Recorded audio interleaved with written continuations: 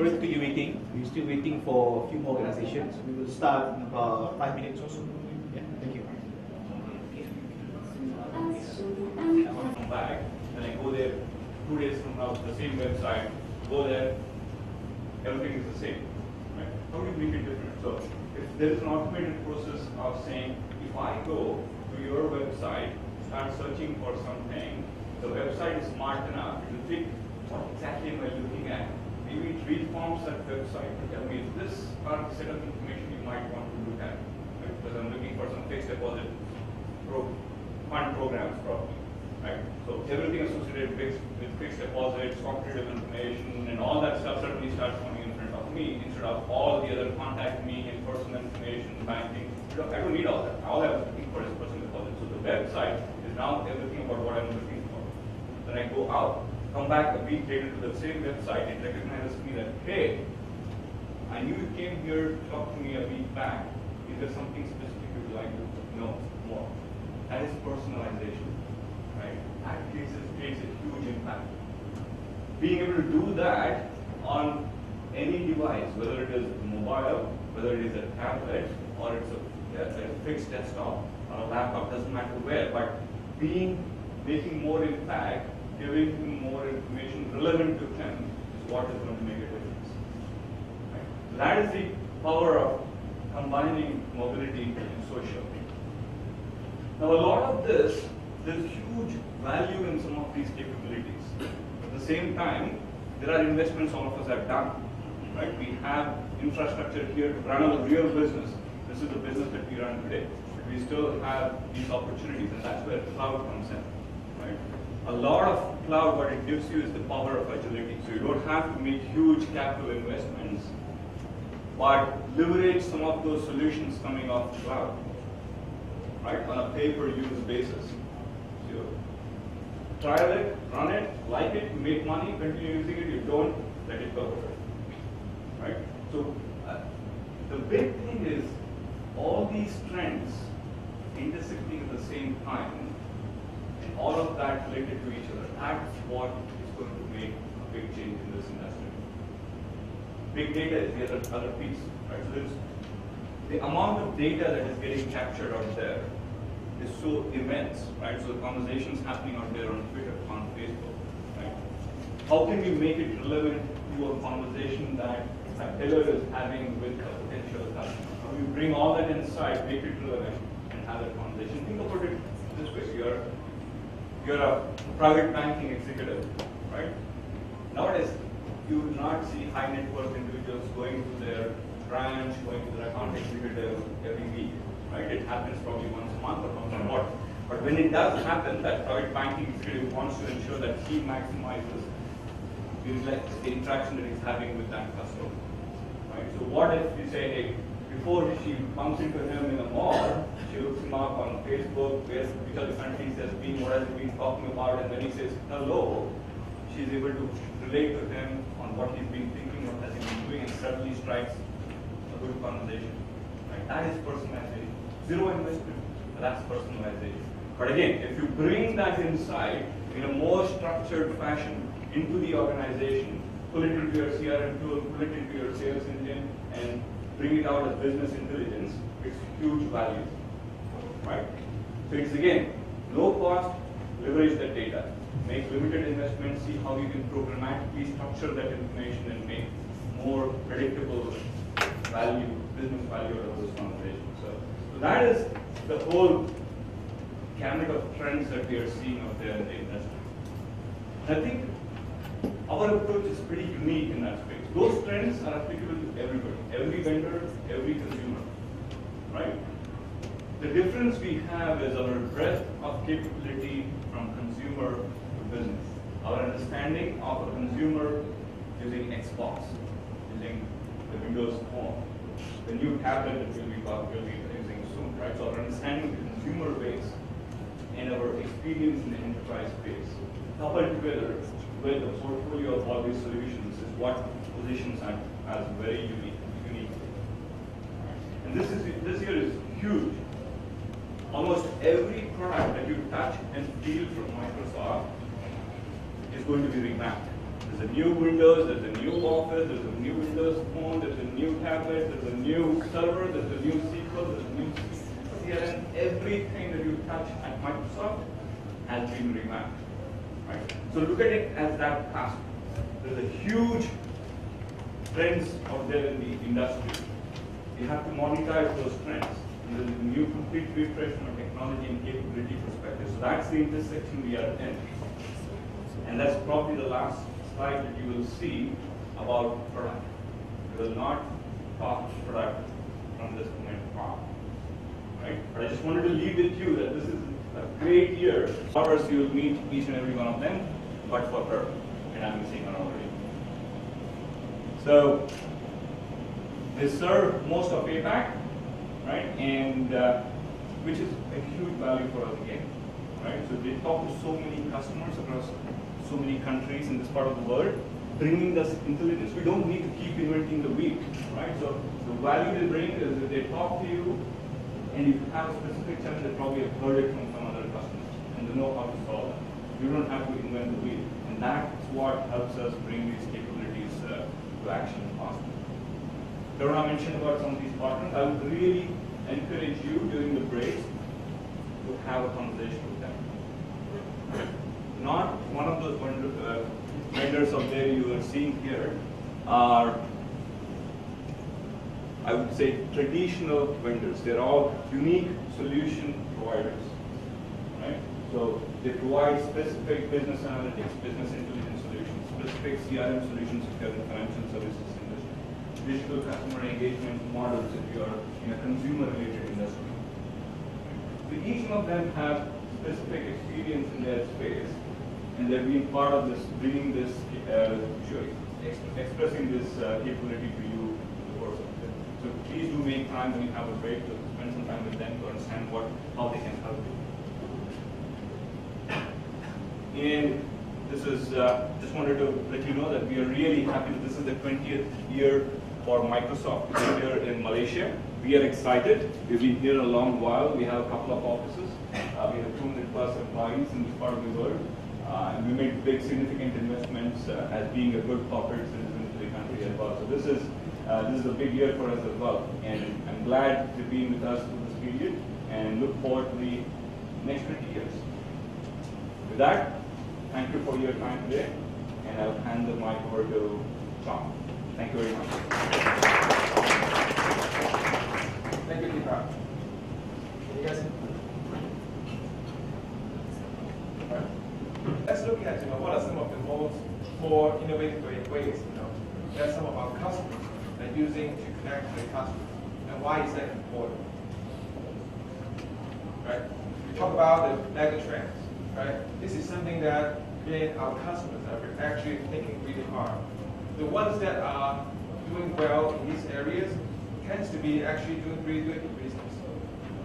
Companies who are providing services to different devices, companies who are providing content personalized to your particular target audience. Typically, they get more loyalty from their customers, and they also can attract more new customers as well. How do we do that exactly, right?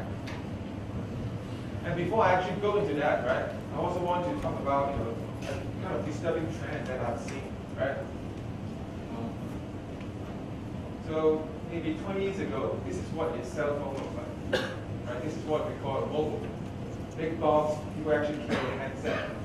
But this guy looks pretty happy actually, right? It's quite happy. Today, I'm sure you don't want to carry that, right? You want to carry less and less devices. Right? Then you have the Motorola, brick, right? I actually have used this, right? The first week, and for some reason, it works pretty well, but after that, the battery life deteriorates, significantly. And what happened is, I have to keep it charging all the time. It's like in the office, take it out, get out of taxi, make a call, and then go to the destination, I have to charge it again. Otherwise, I won't be able to make a phone call. That's kind of the technology that we have to deal with. Now this is actually an improved version. You can actually see the size of it. It's slightly smaller. Right? But today, right, I don't think you want to hold on to one of that. The problem that I see, right, is this. We're still using big phone today. Why? right? We have enough of big phones, heavy stuff that you carry. Try not to do that, right? And I hope that passes, right? All right. So joking aside, right? This is going to be our customers, right? Think about, in a family, every one of them. So just to outline, actually, Microsoft Malaysia has been in the country for 20 years. This is our 20 years anniversary. We established in 2002. So it has been a great privilege for us to be part of Malaysia transformation section. Our involvement has been in education, business and lives, and also obviously public sector. Our commitment to Malaysia is very strong, and we want to be here for the long term. And primarily we have two offices. One, of course, here is a new office for us in Tower 3 KLCC. It's about 200 over employees in Malaysia, also in Penang, that's our other office. We have about more than 5,000 partners nationwide, where we work together to deliver solutions to the public. And of course, we have been since the last few years, grants and skills training about 3.5 million as part of our corporate responsibility. So this in terms of what Microsoft Malaysia solutions are to the country. I want to read this, most of you will probably be familiar with this, but just to highlight, the government has launched the various transformation programs, GTP, ETP, banyak TPs lah, right? So, but essentially it's to drive the country towards 2020, Vision Malaysia, Vision 2020, as outlined by Dr. Mahathir in 1991. But I'd like to highlight the one that specifically affects us is the Digital Transformation Program, primarily led by MDEC, but in collaboration with various stakeholders. I think when I read through the Digital Transformation Program, it outlines three fundamental strategic thrusts. One is moving from consumption to production. We want to have more web developers, application, etc. One is from supply to demand, where we create more demand in the industry, so we can export it. One from low tech to high tech, where the business moves from high labor to specific skills, automation, that sort of thing. I think that's fundamental, because as you look through all the developed countries, there's move along these lines. And where this is the part where we believe that Microsoft can play the greatest role. If any question, learning, virtual learning, that sort of thing. Increasing its graduates not only in terms of numbers, but also in terms of the quality of our graduates to move up the value chain. So by 2020, they become technology savvy. Fourth one is better teachers for education. That's related to our entry education early age. That's very critical. The government has announced, as you probably know, the education blueprint. I believe it has been approved by the cabinet, but not yet launched formally. What it means is it's a new way of learning. Kita banyak, saya 20 years ago bila belajar banyak rote learning, cikgu marah kena hafal kan. But what Microsoft wants to offer is that collaborative training. Teachers collaborate with other, not only within Malaysia but other countries. Students collaborate with other students as well overseas.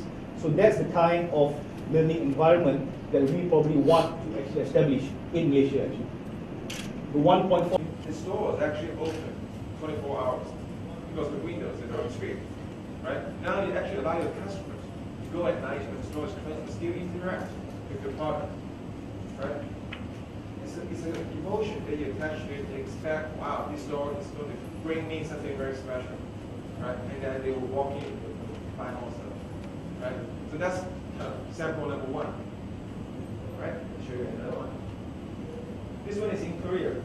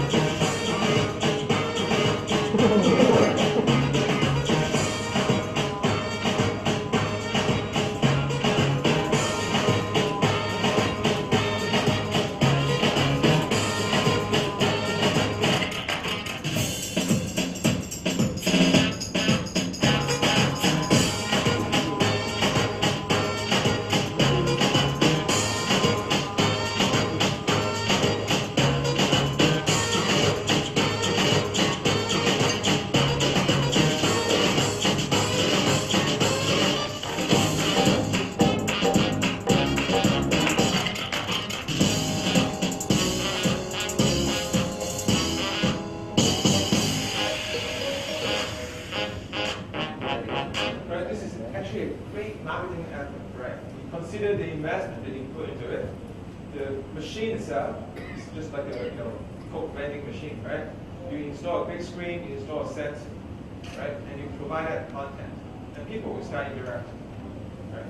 Compared to a very typical kiosk experience, you can really feel the difference, right? A kiosk, a person walk up to a machine, nobody else can interact.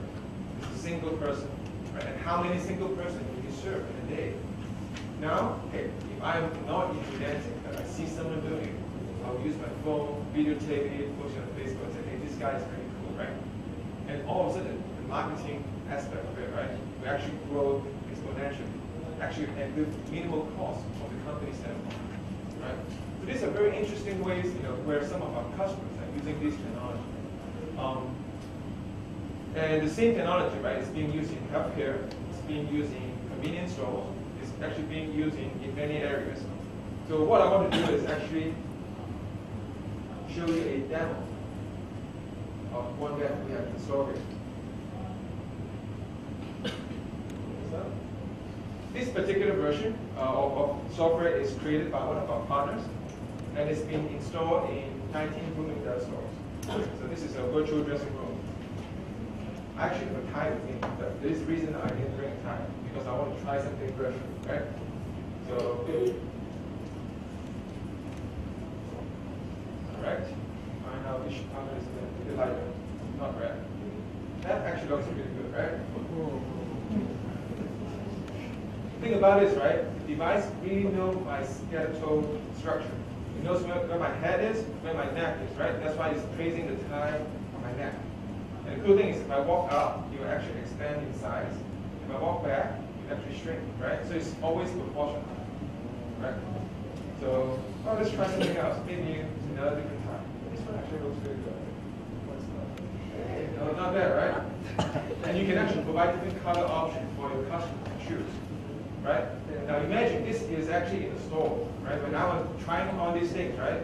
People will get around and see, and then they will be very eager to say, hey, I want to try this, I want to try this, right? A lot of times during Christmas season, during something on sale in department stores, right? The feeding room line sometimes is very discouraging. You don't want to wait 20 minutes to go in there and try something, right? If it is a store that you have been buying before, you know exact size, you just want to see how good you look with that shirt, this becomes very easy and doable, right? Right? So in addition to a tie, so let's say, after work, I'll go do workout, right? And I'll need a sports bag.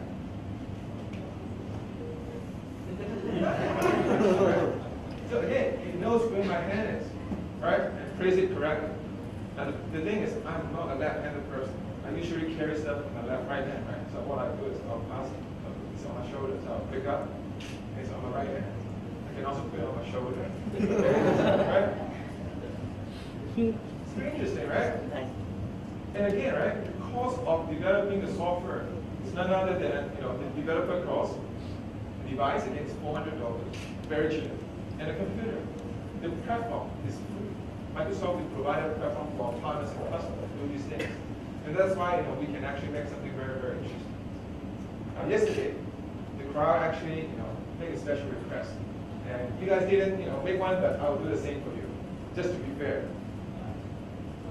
They want me to put on formal. All right. I'm on stage, so I have to do it, right? All right. What?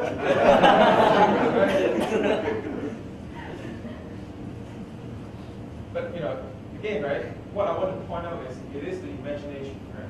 What you can use this device for and what application you want to create with it. I have banks coming to us and saying, hey, we want this in our branches. During weekends, right? The branches close, but there's still a window with a TV today, right? There's some stock information, maybe interest rate, information that just scroll through. But those are not targeted, right? What if they add a device behind the glass and allow customers to actually interact and select the information that they like, right? All of a sudden, you're connecting your targeted. And from a customer standpoint, wow, this is a bank that is pretty special, right, compared to any other bank. The cost is minimal.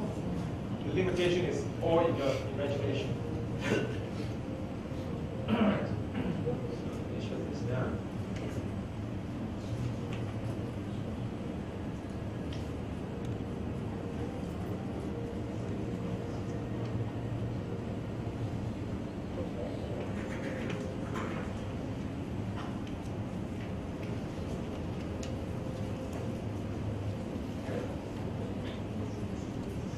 actually really, really well said by one of the science fiction writers.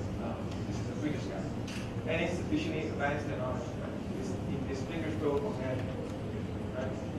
When you do things so smoothly, when you provide that kind of interaction to your customers, to the end user, right? It is management. To them, they don't really care how does it work, right? And you make it simple. They don't need to look at a keyboard, they don't need to look at a mouse, there's no screen. So there's no barrier of going to try something out. The reason why kiosk is typically not very successful is when people see a keyboard and mouse, they say, wow, this is too technical, I don't want to mess with it, right? It's complex. I need to look for button to clicks, I need to do this and that. It's complex. Using natural user interface, using gesture, a lot of times help us connect to our customers. All right, so this is one area. Another area that I want to talk about is the cloud. Right? Cloud computing has been talked about in the past probably 3 years. The years before, actually, people have been talking about it, but it hasn't get into mainstream yet. So now it is mainstream, right? There's actually huge benefit for a lot of the enterprise, a lot of organizations on using cloud. And you can also choose to have private or public version, right? Up to you, up to regulation, and up to your data. Once you get up to a lot of machines in your own data center, right? Running it yourself as a cloud, or putting it into a public cloud data center, the benefit, right? There will be a constant difference. So, the benefit is at a steady stage. From an enterprise standpoint, right? If you have, let's say, around 1,000 or less servers, you can actually get up to 10 times benefit from cost saving, from efficiency, to leverage public cloud services. And for small businesses, right, you can actually get more than 25 times in cost reduction. Part of the reason is very simple, right? If you run a big data center that has more than, let's say, 10,000 servers, you're going to use a lot of electricity. You can go to your power company and negotiate a better rate. Same thing with your hardware, vendor. Dell, HP, IBM, whatever it is. When you find so many machines, you can ask for a better discount, right? It's very simple. It's based on command, right? And that's why a lot of the cloud providers, when you look at them, you really need to think about how many servers do you really have, right? Do you have that leverage? If you need to reduce cost in a particular server hardware, is the hardware manufacturer willing to make sacrifices and make changes with you, right? Because that's how the cost saving get extended to customers. Microsoft, we actually run a lot of big size data centers around the world. Some of them, they are more than 10 soccer fields in size. There's one that I've been to in Chicago that has close to 100,000 servers. Imagine the scale, right? And over the world, we are adding almost the size of Facebook every month. Right? Imagine how many servers that we have to purchase. As a matter of fact, right, we're actually purchasing the maximum limit from Dell, HP, and these partners. Any more that we buy will actually affect their ability to serve the commercial world. It's kind of crazy, the amount of hardware that we do. But it is a commitment that we put in for our customers, because we need to provide the right scalability solution, the right disaster recovery solution, and also the right performance, right, for our customers, for them to actually leverage cloud. And for people, right, or for different organizations, they have different usage patterns on their computing resources. Some of them is on and off, so you do a lot of projects. After the project, quiets down for a while, and then start again. Right? That is common. Some of you may be growing really fast, so you are adding machines, adding employees, adding services, right, on a daily basis, and you need to keep growing. And there are some that you have unpredictable bursting. This is where you have, let's say, campaigns that all of a sudden you didn't expect it to go very hot, right? And then a lot of customers actually go into your web properties.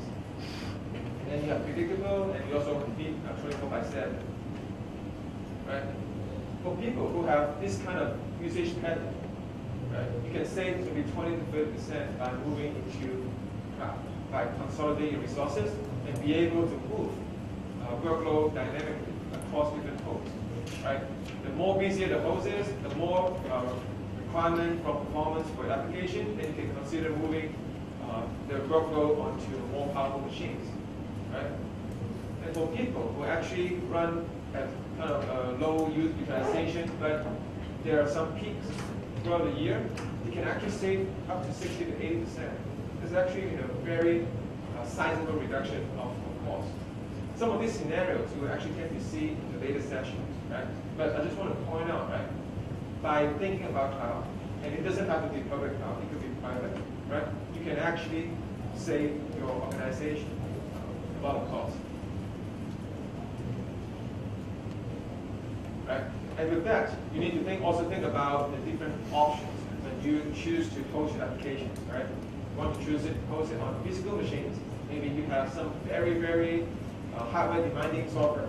Then you have to run it on bare metal, right? So you have to run it on a machine that has, let's say, 32 cores. Then you might consider having those legacy physical machines. If not, then I think a lot of you have already ventured into virtualization, right? Virtualization helps you increase density, increase utilization on a per server basis, right? But the important thing, or the next step for you to do, right, is really the consolidation and the automation, right? When you need to deploy a new workload, does your cloud really understand which machine can host this? And when you exceed certain performance criteria, can your cloud, again, automatically move that workload to less busy machine, or at least warn you and tell you, hey, this machine is getting there, right? You need to do something about it. Right? A lot of the systems today, and a lot of the ways that we see our customers managing it, is still quite manual. I mean, the underlying infrastructure is almost there, but the automation part doesn't happen. Right? So definitely think about automation. And then down the road, you have the cloud providers that provides IaaS, right, which is hosting for your virtual machines, PaaS, which provides a platform for you to build application on, and also SaaS, things like Office 365, Exchange, Bing, SharePoint. Those are services you can actually rely on Microsoft partner to run for you. And then you can actually allow your IT department to focus on more kind of business application. Right? If you look at your help desk call, right? Think about how many calls regarding email, maybe a photo search, or communication.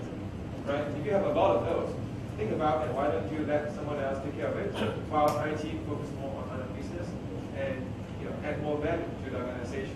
Right? So that's one part that you can consider.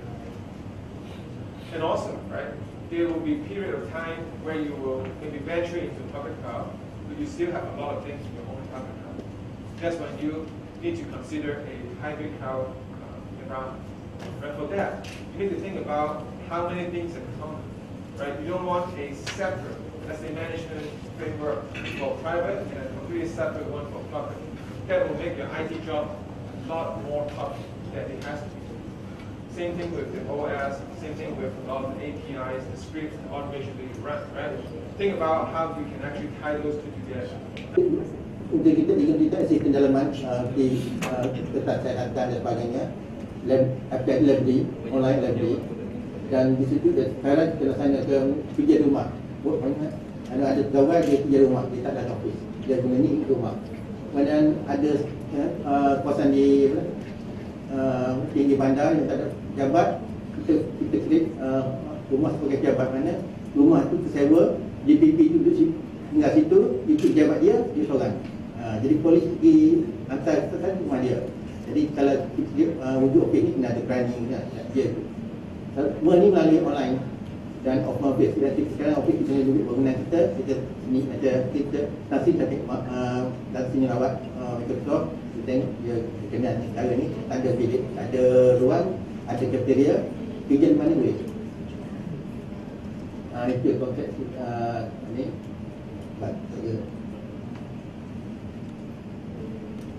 Di sini saya buat pegang sebab security Microsoft ni dia dengan itu habis dicampur dengan spesial lain, software security, di mana dokumen tu kita boleh share, kita boleh distribute, tak boleh share, kita boleh orang tengok view only, tak boleh print, tak boleh download dan sebagainya. Itu adalah Sebenarnya itu sistem kita pun ada juga kontak firewall sebagainya, kita dah kontak segala-gala tersangka tadi dan dengan aku. Ini akses semua akses ni semua desktop isi smartphone, iPad, tapi semua iPad ni tak boleh kemudik voice je. Yang lain semua boleh. Isu ni setting ni tak boleh nanti kalian understand lah, tapi kita dah ikut itu. Kita dah mendapatkan seperti mana ada semua ni. Kita boleh ada backup tak mampu. Saya tak list banyak posting. Kalau kata list posting ni mungkin tuan-tuan yang takut nak implement lah. Sebab bagi saya dia kata saya takut nak itu baik jangan ada IT, takut masalahkan. So kita implement, kita buat, ada problem itu. Jadi saya cuma satu je dari Putrajaya ni, dia punya limitation nak upload dan download dokumen. Sebab mana kita sihatkan ni kadang-kadang 500 page, 1000 page. Ni tu network kita ada proses. Itu je. Dan yang tu kita terpaksa pergi data center kita itu. Nak view tak apa, tapi nak upload. Jadi jalan ada lagi semua. Kalau saya list ke semua halangan tu mungkin tuan-tuan rasa takut nak implement. Dan begitu juga banyak kan juga ada banyak program, speed program, network dan juga nombor kan yang saya tadi ni dulu kita bila bukan ni dan kita juga kalau kita cari yang setengah dari kali dengan saya boleh itu saja sebab saya masa Rusia dah bagi saya satu dan saya kata saya pun nak banyak saya berkat so kalau ada kalau nak Soalan. Soalan boleh. Saya tanya, saya pun kira baru dekat Microsoft. Bila ED Chambers buat semua macam-macam ni kan, what's the benefit productivity to ED Chambers? How's the difference? How do you feel the difference? Dia keren. Pertama tengok culture dia dah berubah. Culture cuma satu tiga tu dia tak pastikan orang dia kerana nak berfile kan. Empat, dia semua saya satu. Dua, dia mana? Dia panggil mana? Dia kita tak boleh kata apa? DB ke mana-mana kita sebab itu monitor, online monitor. Dia ada kita. So di sini tiga tu tak ada alasan kita lambat ke tak semua monitor sini. Implementasi pun dia boleh monitor setiap itu. Kita kata lah. Dan seperti juga macam tadi kata tak apa. Ni kita tadi saya kalau saya nak kata nak minum kan, saya minum. Dia kata dia tak ada kita. Tak apa. Selama as kita buat notebook depan nanti tak orang. Ini kita kerja. Jadi kata tu tak naik kan. Dia nak kompeten.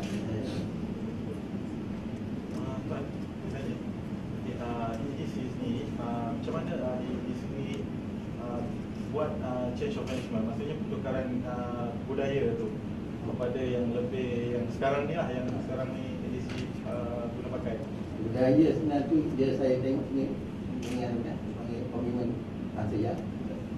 Dia tekan, dia paksa. Dia paksa. Dia ada circular. Dia ada circular dipanggil sini TPM, arahan pembuang negara. You tak ikut arahan, you out. Nanti dia tahu tak agaknya tak ya, saya itu. Dia style itu. Dan setiap 3 bulan kita ada jatuh satu pemandu. Kami bahagian progress ni. Dia kalau tak ada progress dia kena. So every bahagian tu dia akan melawan. Satu lagi macam latihan ya. Nanti kita latih champion, set working dan champion, kita latih semua open to decision dan juga kita work ni. Kita ada apa nak itu. Jadi dia orang ada masa sebab kata mula kita buat itu bahagian. Dia kata dia banyak pergi mahkamah lah, ke parlimen lah. So kita buat, jadi nanti kita buat juga. So kalau sekarang ni dia screen monitor. Jadi masing-masing kita tak ada gambar dia tengok muka gambar kan. Mana exact dia tengok muka ada tu. Ini dia kata muka ni pernah tengah itu nak cepat ada nak pakat kan. Yang ni kata muka ni tak nak tengok pun kata.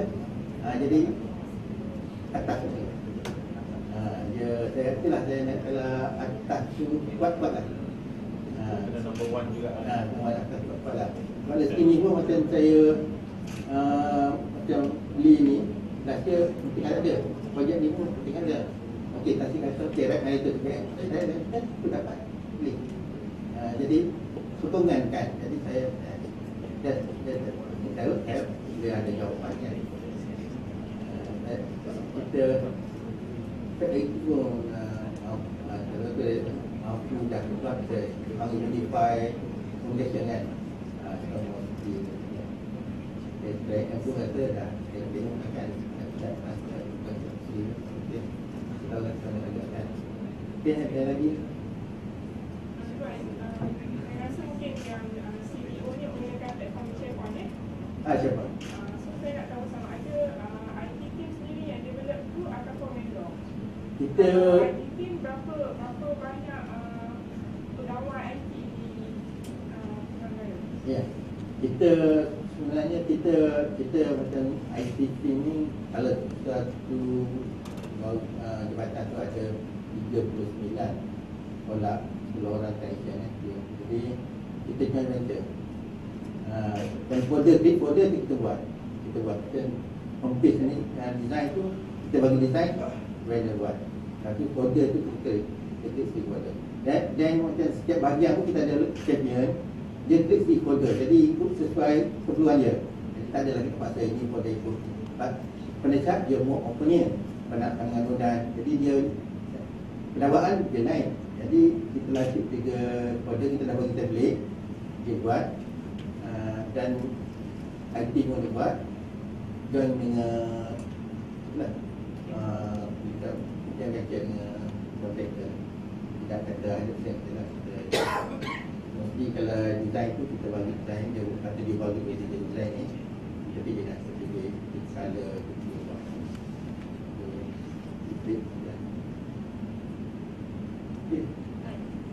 Okey, saya nak tanya tentang isu dokumen terperingkat. Bagaimana tuan menyelesaikan maknanya dokumen yang terperingkat tu tapi still can access daripada mana-mana kan? Sebab so far experience bila melibatkan dokumen terperingkat je dia jadi terhalang sikit lah. So tak semua dokumen kita boleh upload. Kita dah ambil kira dokumen pendidikan ni sebab dokumennya dari high profile kita tak malu lah. Dia sertifikat kita download tapi juga ada di download tapi hanya distrib macam kita sini assign nanti Datuk Pengacara Negara dan kebahagiaan atas dia boleh lihat. Dia boleh lihat dia kita ada Indonesia ya. Jadi yang betul-betul highly profile itu kita tak lah. Ini macam yang ada di kes. Kadang-kadang tengok kan kes ini ada kesnya dia akan ambilkan dia akan terpilih. Macam kawan-kawan tu dia terpilih pada dia tu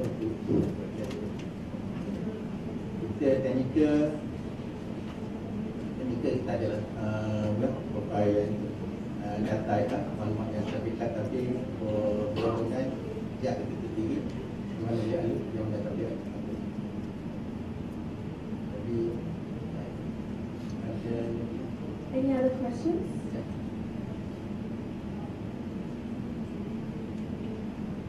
Okay, macam tu. Terima kasih Tuan kerana your sharing dengan mana faedah atau sebab pula memberi kepada agency.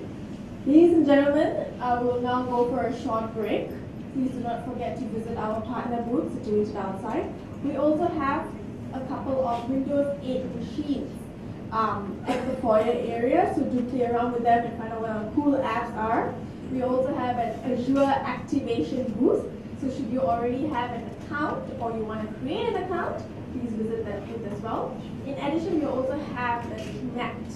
So should you want to know how the Connect is interesting and how you can mess around with it, please go ahead and enjoy yourselves. It's actually situated at the entrance of the Microsoft office.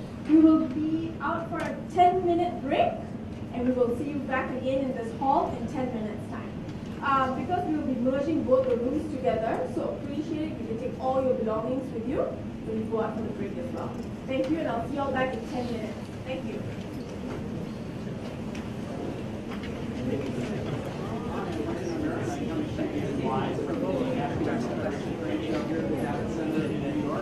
Microsoft booth has been standing room literally after us throughout both days, but it's just been an enormous amount of energy.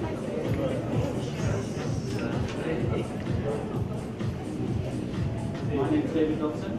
I work in the Worldwide Retail EPG team, and we're here in the retail operations area of our Arena NOS. We've got some great showcases. One is from our from the ground up, all the way from the front office to the back office. It's true omni-channel product, the only one in the market. It has the Ladies and gentlemen, throughout the morning you have heard about how Microsoft's products and services have helped different environments, different businesses, has changed education, has changed the way we live, has changed businesses. What you will now see is basically how all these products and services come together and basically will change the IT environment within your organizations. This showcase will be shown to you by our Microsoft technology experts all the way from Singapore. So without further ado, a round of applause for the team, which includes Chong, Hao, Frank, Vu, and Amit. Amit, take it on, please. Thanks, Dashika. Good morning, everybody. Good morning, everybody. How are you? Excellent. So, the opportunity for the first time ever in Kuala Lumpur, or in Malaysia really, for us to bring the Microsoft Technology Center to you. What normally happens is we have a technology center based out of Singapore where we showcase all of our technology as well as our partner technologies. And it's an opportunity for us to truly immerse ourselves with you to solve your business problems using Microsoft technology. So it's not always possible for everyone to get to Singapore for this experience. So for the first time ever, we've actually taken this opportunity to bring the MTC, or the Microsoft Technology Center, to you here so that we can be close to you and show you what's at hand. Also, this is a taste for you. It's like a trailer for you to see what is actually possible in the MTC. So what we're going to do in the next few, in a couple of hours, is actually showcase to you how all of Microsoft's technology comes together to help you through your day. And the way we're going to do this is very simple. We're actually going to do this through a scenario-based kind of event. So what we'll do is, rather than just talk about products, we'll actually talk to you about how people can use our technology in every day. And you'll see that unfold through the day in scenes one after the other. But before I start, I wanted to give you a feel for what it is that we want to show you and how we are basing this whole thing. So the Microsoft Envisioning demo, or the Envisioning event that we're going to do for you today, is based on these 4 mega trends. So when we talk to our customers like you all around the globe, we see 4 major trends evolving. You probably saw this morning as well. What we have is 4 major trends, which are mobility, social, cloud, and big data.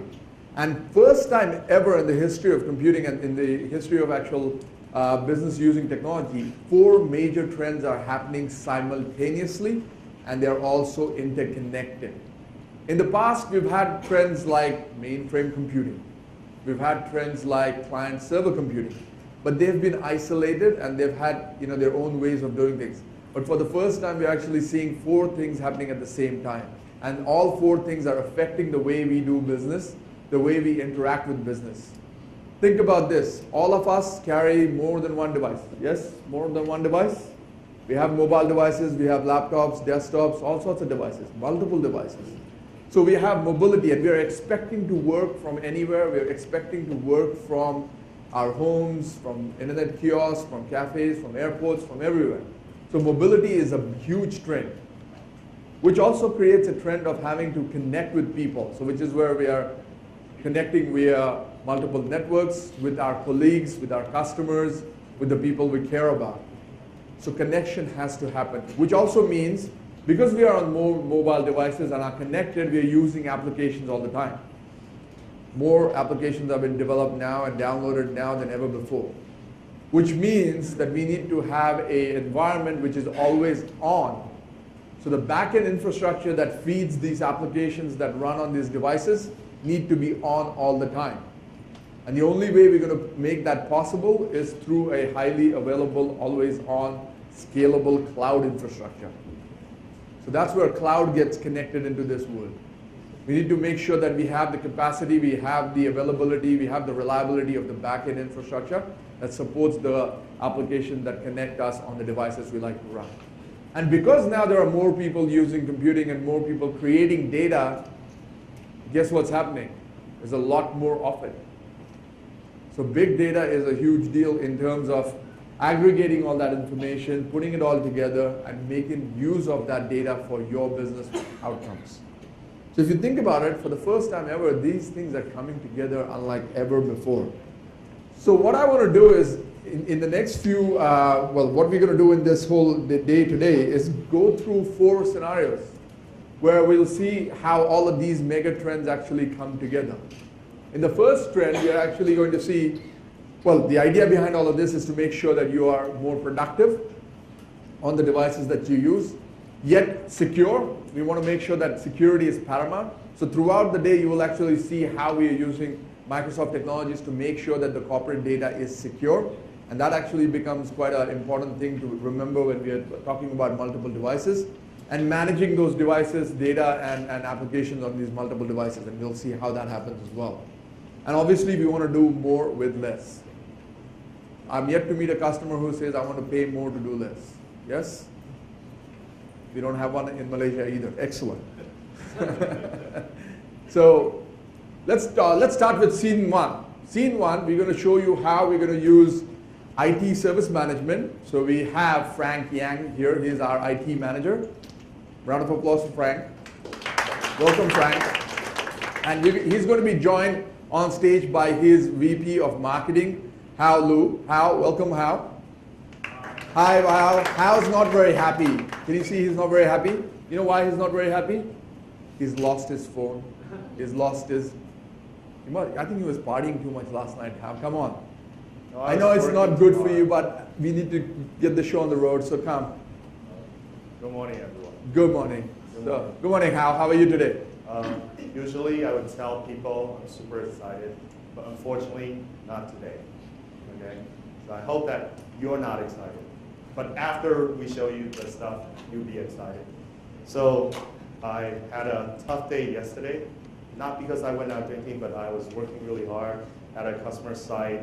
And then I think I went back to the hotel, and along the way, I lost my phone, and I lost my laptop as well. I couldn't find it. So, and I have a business trip to the US this afternoon in just 4 hours. So what am I supposed to do, right? I'm going there for a week. I need to have access to information. But most importantly is, on my phone and on my laptop, I have a lot of sensitive information. A lot of sensitive information. Don't look at me that way. It's not the kind of sensitive information that you're thinking of. These are confidential business trade secrets, okay? So I want to make sure that no one can access these information. But what can I do? Well, I guess the only way is to call IT, see if they can help. So let me just ring IT.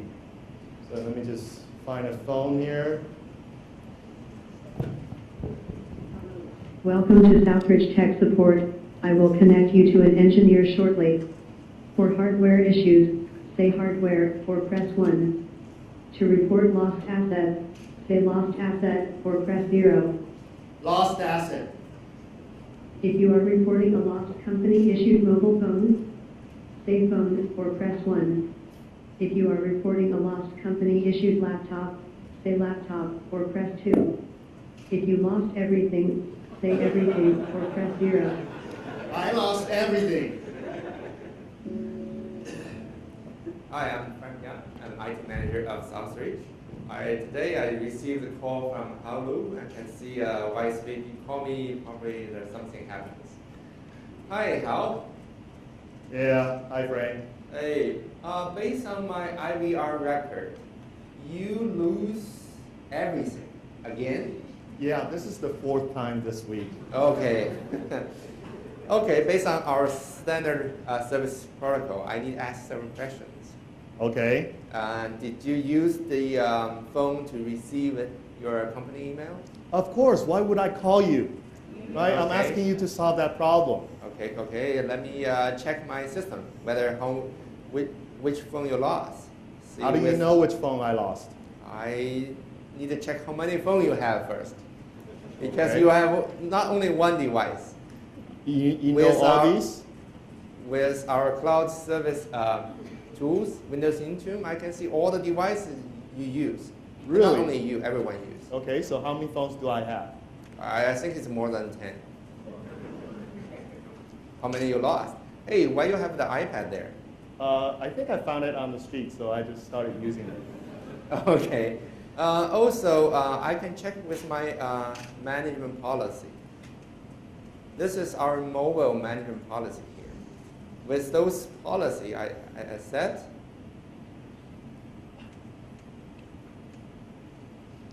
there are mobile security policy. We setting as we need the complex PIN, and also that we require we limit the 5th times failed attempt. After that, the mobile phone will erased. So don't worry about your mobile phone. The people get it, they cannot get the information. Okay, don't tell me not to worry, right? So how many of you are like me? Your PIN code is 1234. Right? It's so easy to unlock my phone. Of course, like you set a policy saying 8-digit, but it's Yeah. so hard to remember. I know, So I I just know. use my own phone number as the PIN code. Okay. So people can easily just maybe guess and unlock my phone.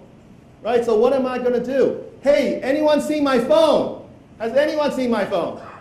I think we found your phone. You did? Yes, we found your phone. He's got it. What's your Sir, name, sir? sir, you better give it back to me. Kang's got it. Who? Kang. Kang.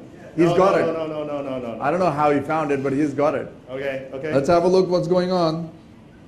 He's got your phone. I think it's your phone. Let's see if it's your Is it phone. my It phone? is your phone. Hey, it is my phone. That's your phone. It is my phone. Right? What's he doing with it? What are you going to do with it? I don't know. Try to unlock it, I guess. Put some password in. Keep going. Keep going. Try some password. We're going to try some passwords. 1, 2, 3, 4. Everybody thinks 1, 2, 3, 4. I think it's an 8-digit. It's Right. 8 digits is harder to guess. Yeah. But if you know that my phone number is actually 88, so actually. Let's try. What does it say here? It's saying be careful. If you enter an incorrect password this time, all personal content on this phone will be erased. No. You should really. feel good about that. I don't know what erase means. Oh, okay. Okay. So we better close that then. All right. Continue. Okay. Okay, so you still not feel good because our policy cannot protect you, or you're using your so simple password. No, so you got to help me out. You got to make sure that you blow up that phone. Okay. Are you scared? I can, but I can help you to erase all the information on the phone. Okay, can you do that? Sure. But you know, as I can help you as an administrator to Right. erase the phone, but to avoid the people mistake, we need to go through an internal process. And how long is that process? Oh, it's a quite long process, several approval. Okay. So it's a better way to guide you to wipe your phone by yourself. Okay, fair enough. So how do I do that? What do I need? Do you have any internet access device? Oh, I have my wife's laptop here. Okay. All right. Fine. Okay. So let me just take a look at this laptop. All right. So Just wait for a second. what should I do? Open your Internet Explorer and Okay. access our email access. Okay. You site. got to know this is not the company laptop. Sure. This is my wife's laptop. It's safe. Okay. Okay. Our All right. web email is encrypted by SSL access. Okay. So I log in with my username, password. Yes. Okay. I'm in the email. I can see a lot of email. What should I do? Check the options. And Okay. there is see all options button. Okay, options, see all options. Okay, and then where? You should find a mobile phone tab. Okay. And in there is all the mobile phone up for you. Hey, you're right. I actually have a lot of phones here. Some of them I wiped yesterday. Okay. So anyway, so I need to make sure I wipe the right phone. So hold on. Let me just see if this is the correct phone that I'm supposed to wipe. Not this one. Make sure you're wiping the right phone. Otherwise, is it this one? yes. I don't know. I don't know. Okay, let's just try. Yeah, All right. there's an option to wipe your device. All right, so I click on yes, I guess. Okay. Yeah. So what exactly is it going to do? It says wipe is pending. Yes. After you send the command, the system will waiting for the phone to the next synchronization. After Okay. that, the phone will get the command from our system then to do a hard reset. The hard reset actually taking to go to the factory mode, reset everything into the clean mode, so nothing will left in the phone. Okay. Those systems actually is taking time from the 5 minutes to 15 minutes, depends on your settings. Okay. It's not immediately happens. But after it's reset, you should get a confirmation email and also get the status. Can you not show my email, please? Switch to something else. We just hit, no, we won't show that. Yeah. Oh, I wiped the wrong phone, sorry. Go back again. We'll just do a thing. So now we're using the right one. Have you done it? Yeah, I just did it again. Okay, I'm gonna, just for speed, we're gonna just sync it to the Exchange 7. Right. So, Frank, when you say wipe, what is wipe? Actually, that's the hard reset. That means all the information on the phone and media card will be erased. Okay. So all the digital photos, document, email, even address will reset. Reboot. Address will. Oh, okay. There you go. It is so rebooted. what about my Angry Bird app? Oh, you have Angry Bird app? I love Angry Birds. Sorry, that would be erased too. Okay. Never mind, but you can actually see on the screen, my phone is now being reset to the default factory state, right? Exactly. Right? They'll come up in a second. So it's not going to blow up. No, it's not going to blow up. Sorry, it can't blow up. Actually, for the person, he got the clean phone. Oh, okay. I think the next time we should invent something that will blow up the phone. Just to Okay, be that's safe. the next version. Okay. So how about we give a round of applause for... And not just a round of applause, we also get something for doing that. All right. Okay, so Frank. Okay. I feel a little bit safer now. No. Okay, I think you did a good job. It's the first time that I think IT is really providing value. Okay. Okay, so let me just check my email. You're saying there's going to be a confirmation email over here. Yeah. So yes, I did receive a confirmation saying that the phone has now been completely wiped, so erased from the planet. But you know, we still have my laptop. So Okay. that's another issue that you need to solve.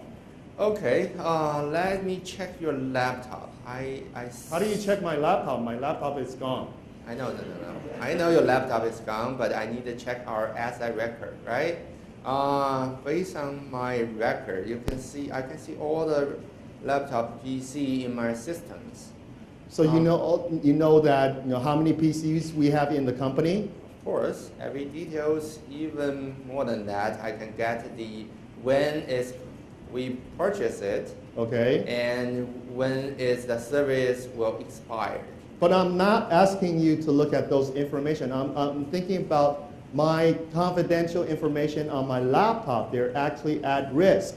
Okay, don't worry, because all the company laptop was enabled BLock encryption on it, and that can protect you the data from the hackers or the thieves. Even they take out your hard drive and put it into other PCs, they cannot get any information. think about even without the proper information, even I cannot help you to retrieve the files. Do you feel safe? A little bit safer. Okay, so that solves the security issue. But what about my productivity? How long does it take for me to get a laptop connecting to our corporate environment? Because I'm a very important person. Okay, I got some POs that I need to approve. I got some emails that I need to respond to.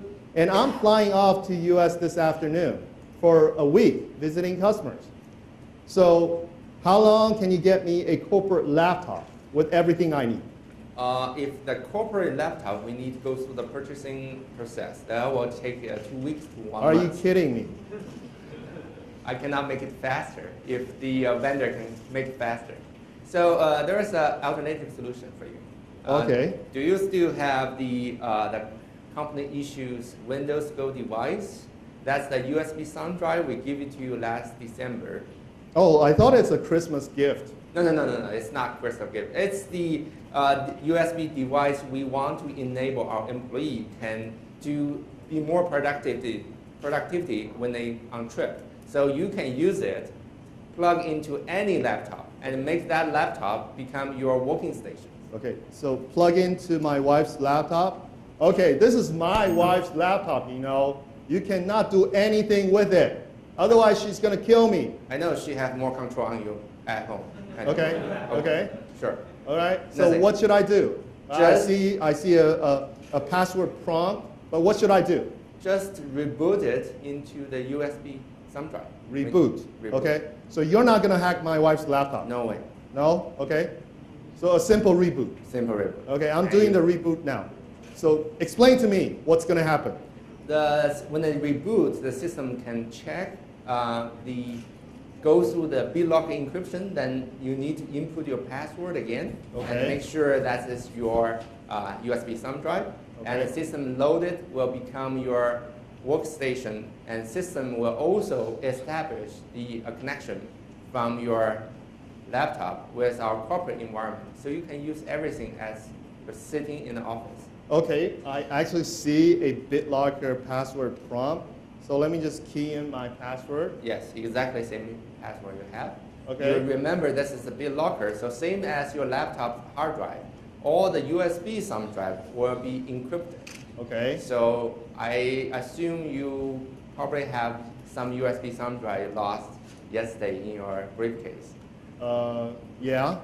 That will be encrypted too, so don't worry about any digital information loss. Okay, it seems like I'm connected to my work environment.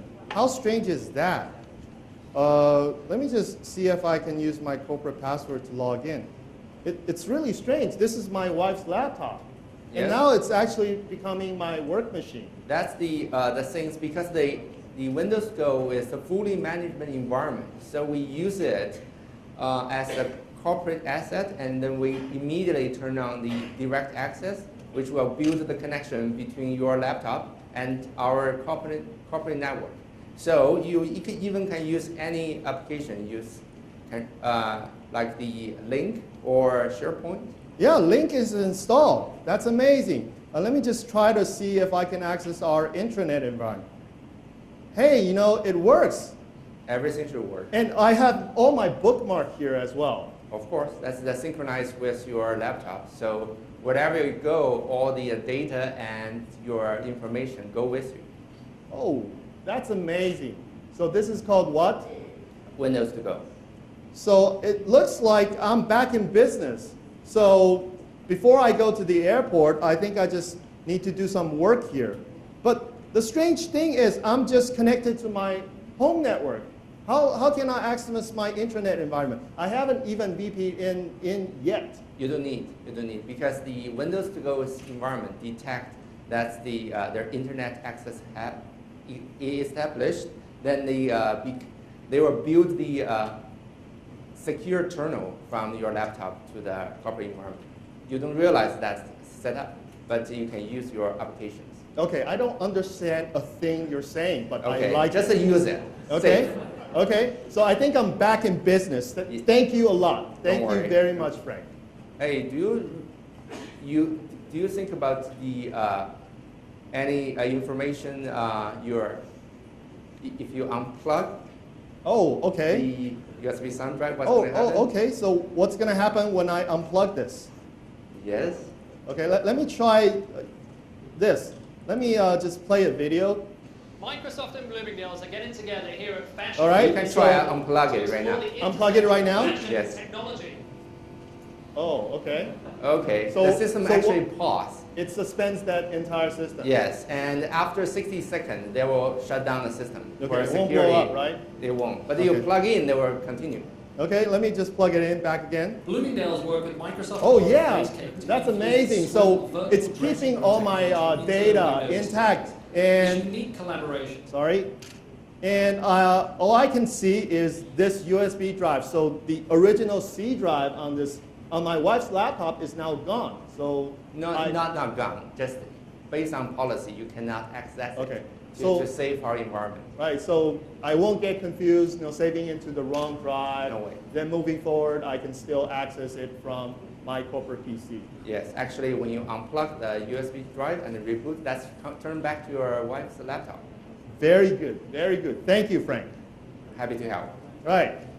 Excellent. So guys, for scene number one, what have we seen? We've seen how he's lost his phone, he's lost his device, his laptop, but he was able to come back online. So we also showed you how Frank was able to help him with device management, with even device wipes, so the security of the device was maintained, and also inventory management. So he was able to see all the devices that were owned by the particular user. So it provides an end-to-end device lifecycle management.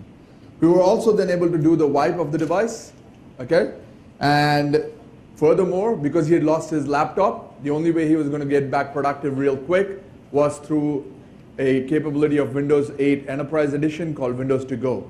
So Windows to Go is the capability on Windows on the USB stick that allows us to boot into the Windows 8 environment on any Windows 7 or Windows 8 laptop or device, and lets you be productive really, really quickly.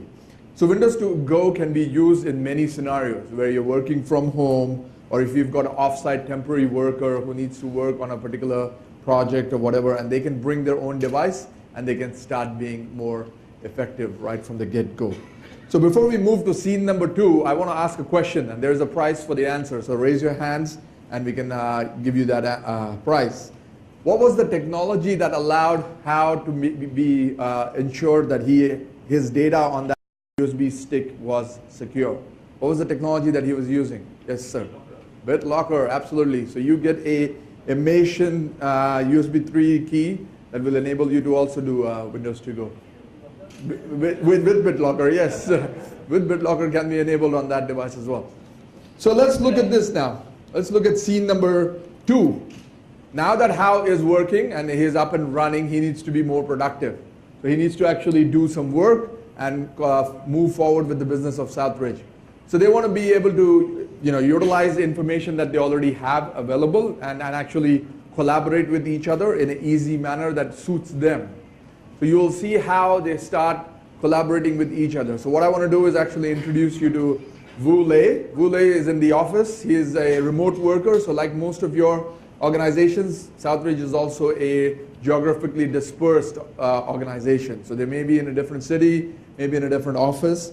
So what we want to see in scene 2 is how they can use Microsoft technologies to come together and collaborate with each other so that they can analyze company information and work out why their business may or may not be doing as well as it could. So over to you, Hao and Vu. All right, so I think now that I'm back in action, I have my corporate environment with me right now. The first thing, very important thing for me is I need to go to Facebook. No, sorry, this is not Facebook. This is our enterprise social tool. So this is one place where we can easily share information with our colleagues or our different team members.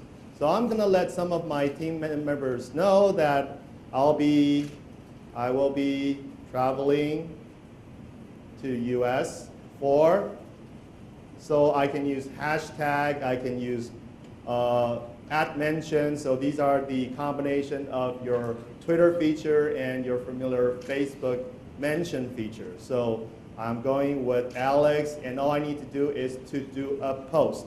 Then everyone can see this if they are tracking the pipeline management team. I can also see the documents, the people that I'm following, the trending tags. So this is a very convenient new way for us to easily share information and to be productive. Now, one of the challenges that I have on this specific machine right now is, you know that I'm using Windows to Go, right? So this is what you call a fresh image. It has nothing on the C drive, nothing in my document. But I was working on the laptop that was stolen, and there's some files that I was working on. So fortunately, I saved those files to our SkyDrive Pro, which is our cloud storage. So over here, I can look at the files that I was working on, so the financial result analysis or the profitability margin in declining growth market, a PowerPoint presentation. So I can access all these files from a browser. But at the same time, because you know that I'm going to fly to the US, it's a long flight, 18 hours. So I'll be doing some work on the plane. And if I'm using my browser, I'm not connected to the internet, so I cannot access these files. So what I'm going to do is I'm going to click on Sync. And what's going to happen is it's going to create a folder on my C drive and automatically synchronize all those files in the cloud to my C drive. If you look at these check marks over here on these files, you can actually see that these are the files that I have in the cloud storage. But what's going to happen now is they are now on my C drive, so I can just take them offline, start working on them. Once I land in US, I get back online, it will automatically synchronize all the changes back to the cloud. So it's very convenient, and once I'm back in the office, on my office PC, I can also access the same document. So it gives me anywhere access to these files and folders. Okay, very convenient. Now, I have some emails that I need to respond to. Over here, you can see I have lots of emails. I have approvals. I have the remote white confirmation email that you just saw. So what else do I have? If you look at this, I also have a voicemail sitting in my inbox. So what is that? Let me just play it for you. Hi, Pat. This is Tony. I tried to reach you on your mobile phone, but you didn't answer. I'm calling you because there's a huge decline in our profit margin. Can you take a look at the numbers and get back to me when you're available? Thank you. So this is an interesting new feature that our IT team just provisioned so that when I'm out of the office, I can still access all those voicemail that's left on my office phone. So this is unified messaging. And on top of that, I also have a voicemail preview. So it's a speech-to-text technology, which converts the speech into text so that I can read this voicemail. I can read this voicemail. So if I click on, say, decline in our profit margin, it will fast forward that voicemail to the section that you clicked on. And below over here, you can see the details of who is the caller.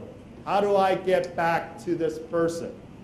And if I look at further down over here in this section, the same person, because I'm connected to this person has a Facebook or LinkedIn or an enterprise social network profile. So I can see all the updates of Tony on Facebook, on LinkedIn, where he has been traveling to, what are the updates, all the email that we exchanged in the past, all the attachment that Tony has sent to me. So this is one single location where I can access all the communication between me and Tony and know more about Tony.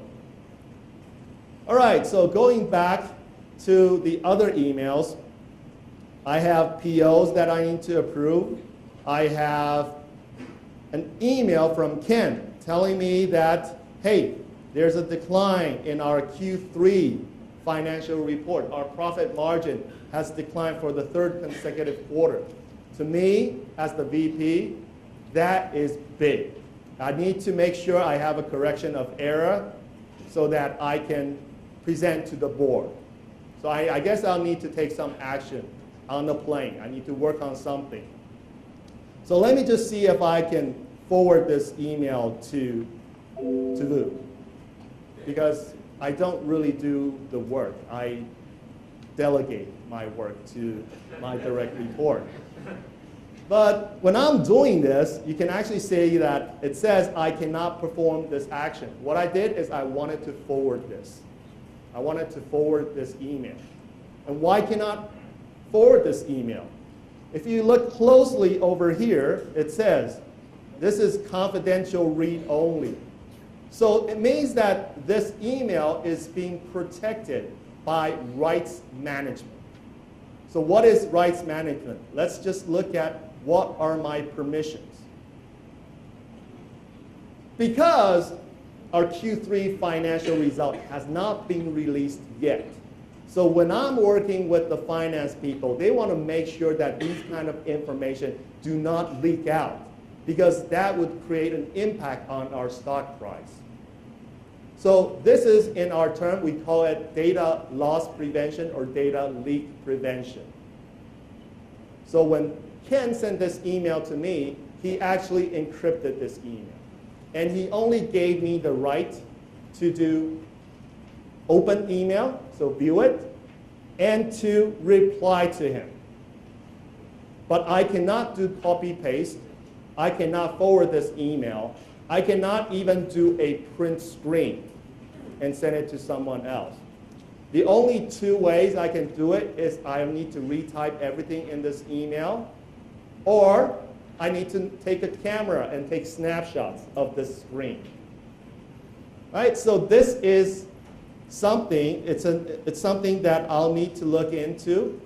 So I'll need to get to Vu later. But let me just look at this another email that Kim sent to me. So Kim is one of my team members. So Kim says she's working on a mega deal with 192 Electronics. Well, actually, 192 is one of the customers that we will be visiting on my trip to the US. So we're facing some competitive pricing in that customer. And Kim will actually raise a price discount request to our system. If you look below over here, I can actually see that this is not just an email. This email is now associated to our customer relationship management system. So when I click on this email over here, the link, what's going to happen is it's going to bring up all the information related to this customer, 192 Electronics, inside my email client. So I can access all these information, including I'm flying here, I'm meeting them there, so a map integration. I have the details, what are their contacts, notes and activities, what are the activities currently. Currently there is a price discount request, but the other thing, if I look at all activities, there are some activity that happened in the past, including the deals that we have closed, the deals that we have lost, the calls, the visit that we have made to this customer. So all these information in front of me and can be accessed just with one touch of my mouse.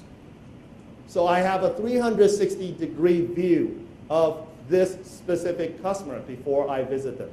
The other thing that I can see over here is Kim is the person who sent me the email.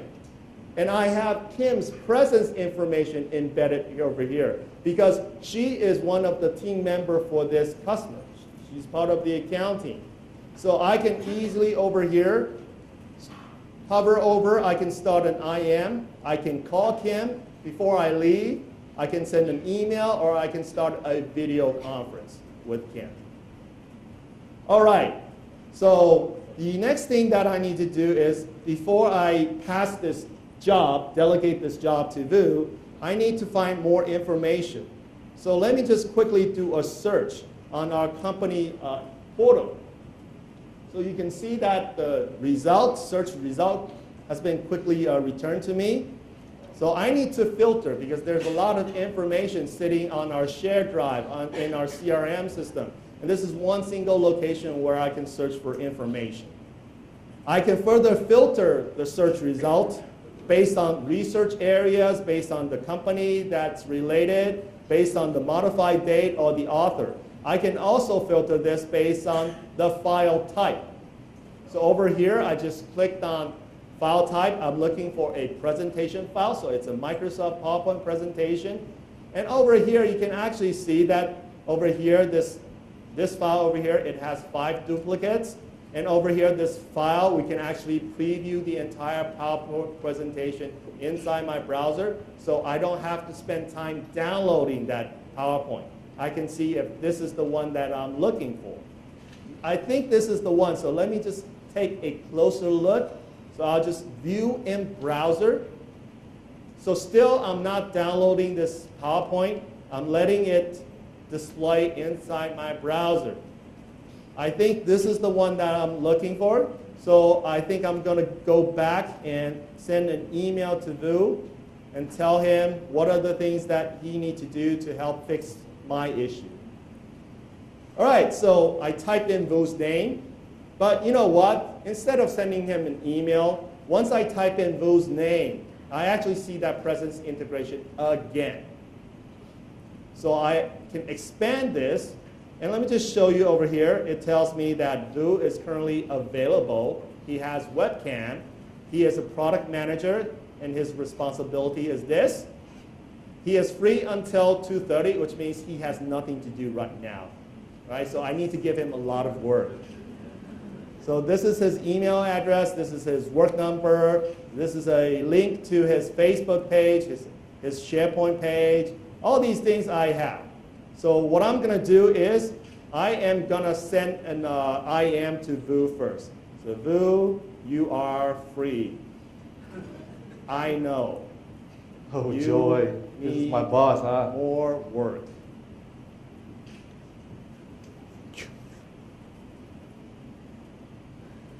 Okay, he loves more work. I love these kind of employees. Right, so I'm going to get into a quick discussion with Vu. So what I'm going to do is I'm going to use the PowerPoint that I have saved, synchronized to my folder, and I am going to share it with Vu. So if you're confused, the center screen is my screen. It's Halu's screen. Okay, let me just close this so you can see my handsome picture in the back so you know it's me. And the screen on the left and right, they're more handsome, right? Okay, so those are Vu's screen. But you can see that we're seeing the same PowerPoint.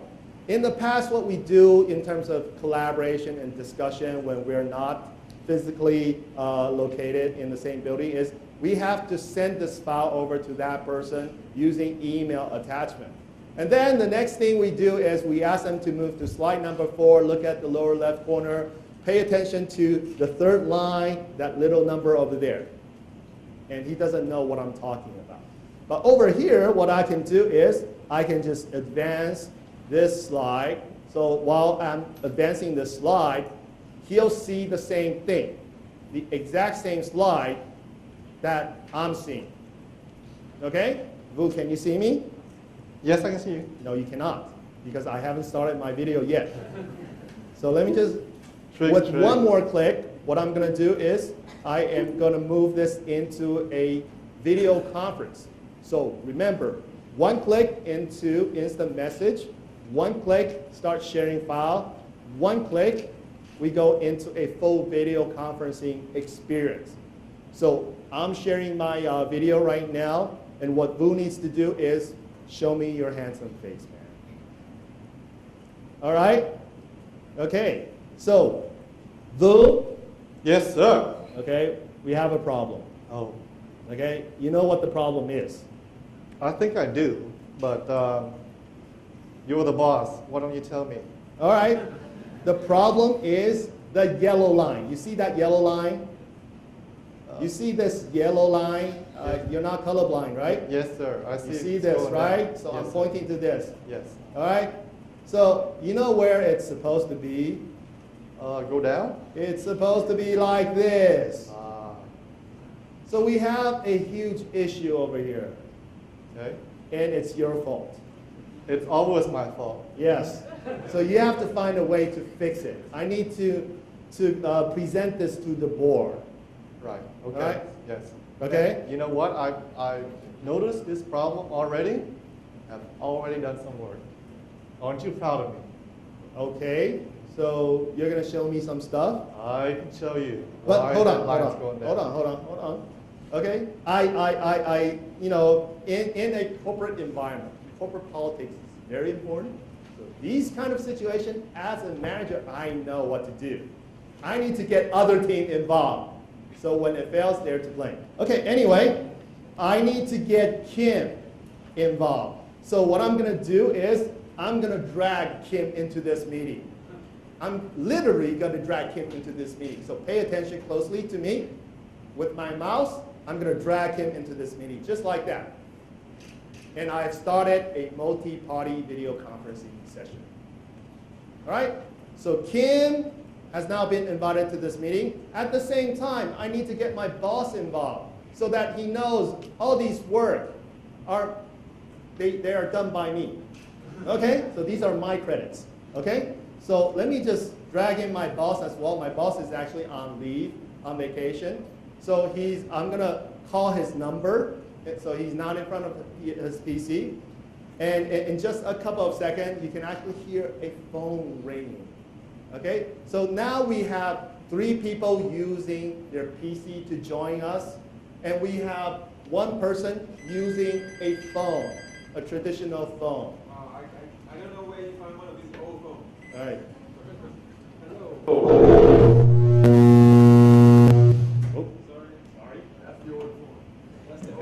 That's the power of an old phone.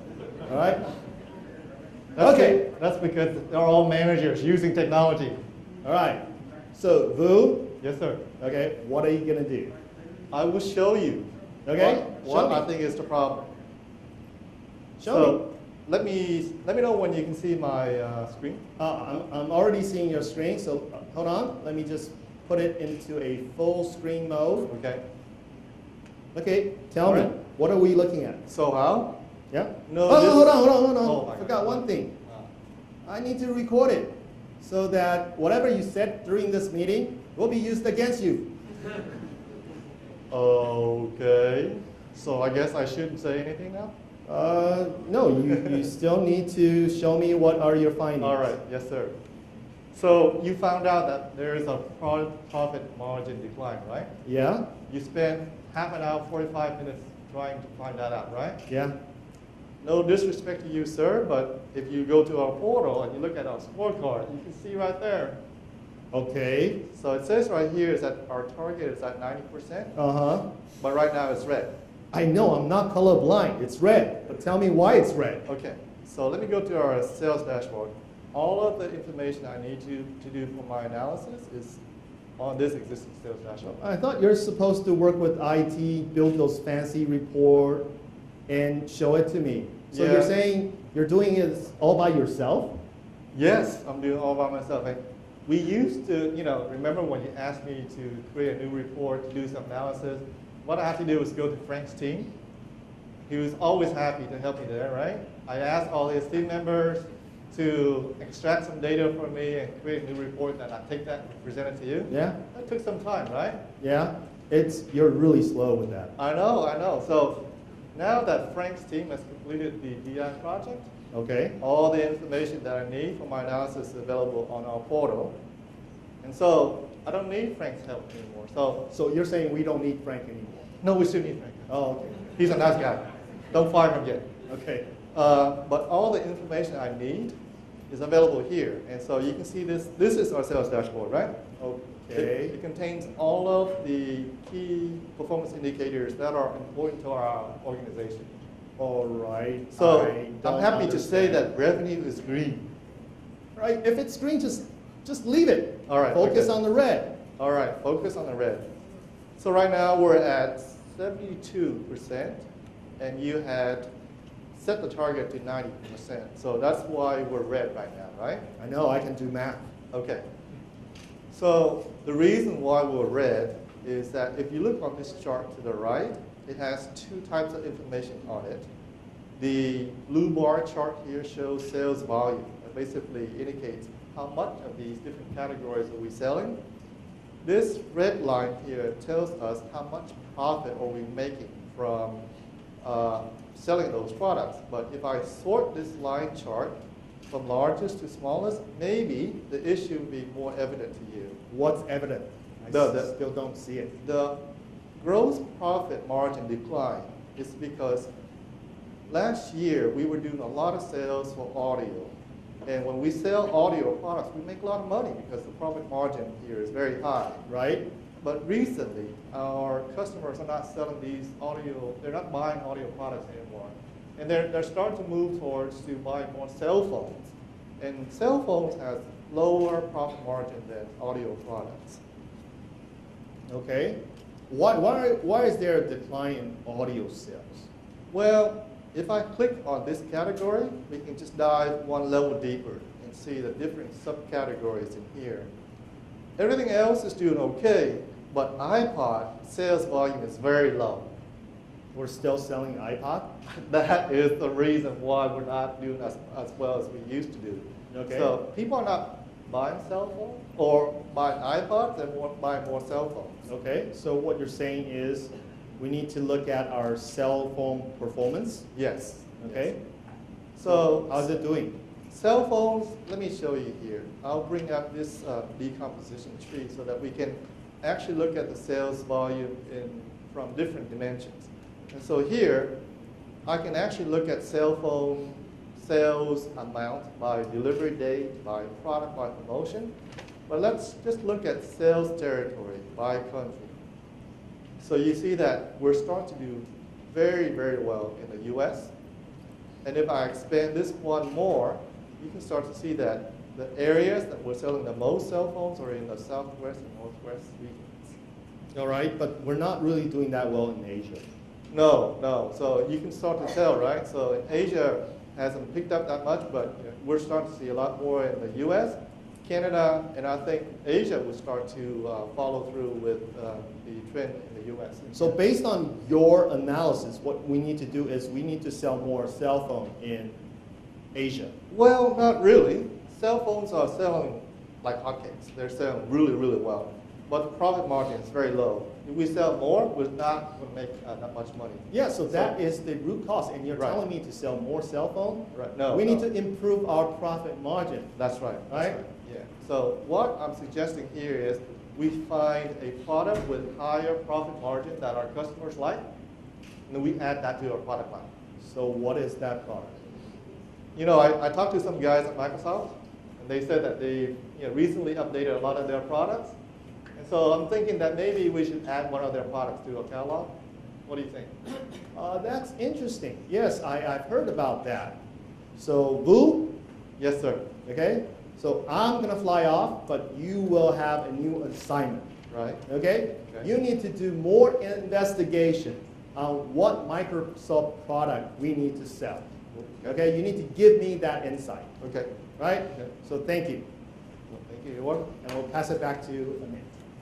Thanks, Hao and Wu. So in scene 2, what did we see? We saw Hao and Wu getting together. They started a conference with each other. They even added more people to it, even people who are not connected via the internet on a PC. So they could even include somebody on a phone line. They were able to share documents, share their screens, and Hao was also able to, from the same tool, access all of his documents, his phone calls, his voicemails, his Word documents, all the Office documents, and then collaborate with his team.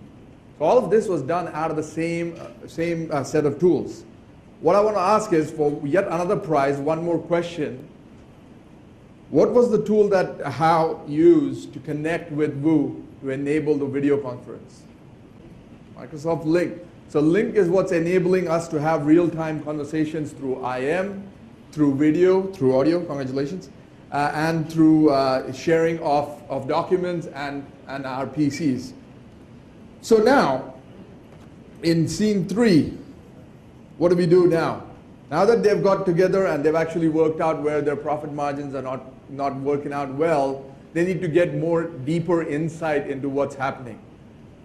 So Wu is, as the business analyst, is going to use tools that he is familiar with. So he doesn't need to learn new things. He doesn't need to buy new tools. He's going to use tools that are already available to him. And he's going to help Hao with actually finding deeper insight into what they should be selling. So they have now actually worked out that there is a problem. They need to now work out how to fix that problem and which Microsoft products they're going to sell. So let's see in scene 3 how they're going to use our business and analytics tools to actually analyze the data and also utilize big data. We talked about it in the beginning of the session here, how social and big data and mobility and cloud is all coming together. So you'll see now how big data comes into play to help them analyze their business. Over to you, Hao and Wu.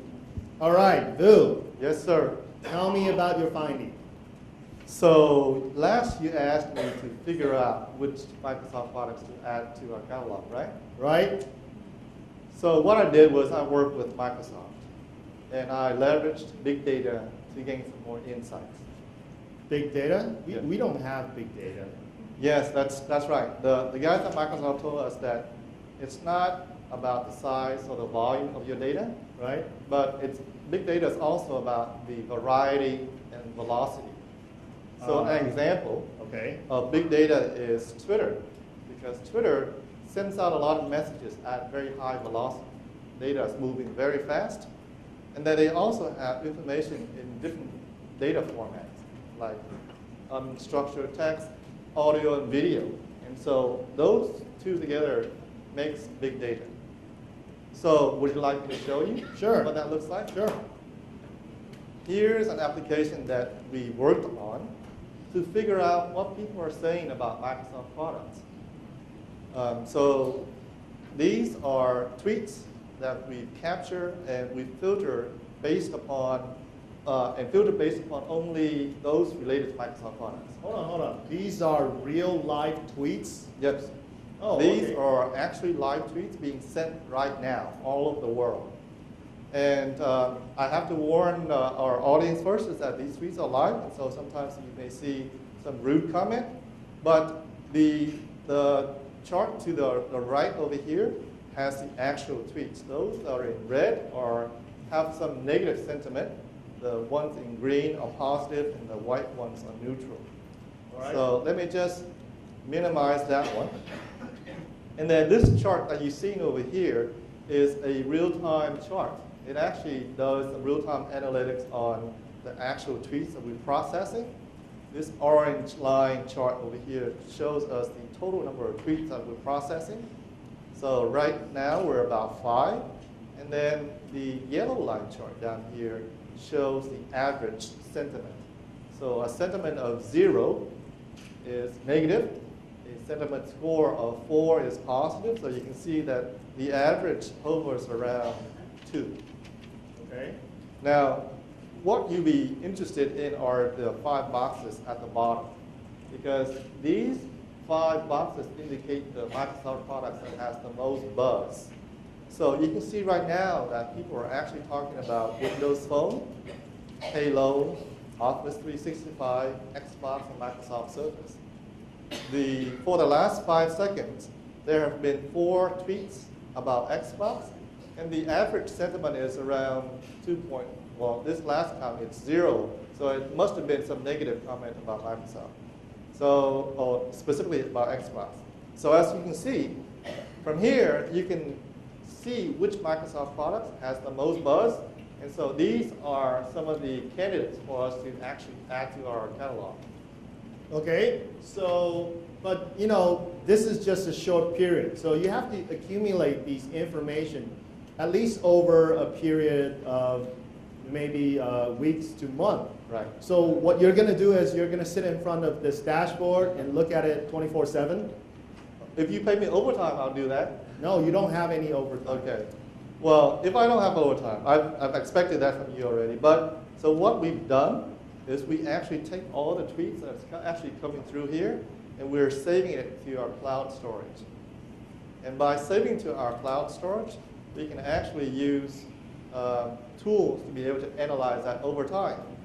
So we've ran this application for a while. It's been weeks already. And so I think we have enough to actually be able to figure out the sentiment over time. Would you like me to show you that? Sure. So this is a report that I've created to show what is the sentiment about various Microsoft products over time. What tool is this? This is Microsoft Excel. You're using Excel to process big data? No. So what we're actually doing is we're using Microsoft's data platform to process the big data. And then we're actually using Excel, or the add-ins to Excel, to be able to connect to that data source. And so here I'm showing you an example of how that actually connection is made. So from Excel, I can connect to SQL Server, I can connect to Oracle, Teradata, Sybase, Informix, DB2, and here I can actually connect to Hadoop, which is the big data platform, to pull all the data in. So once I pull the data in, I can also start to create relationships, data model inside of Excel. Once I have that, then I can start reporting on it. Okay, so what are your findings? This is a report of the Microsoft brand sentiment over time. So if I click on this play button, you can actually start to see what are some of the buzz for various products over time. So as you can see over here, that the blue bubble, the size of the bubble indicates the buzz, right? So specifically for this one, there are over 263,000 retweets and about over 17,000 tweets about Xbox. And if I look at it over time, like for example,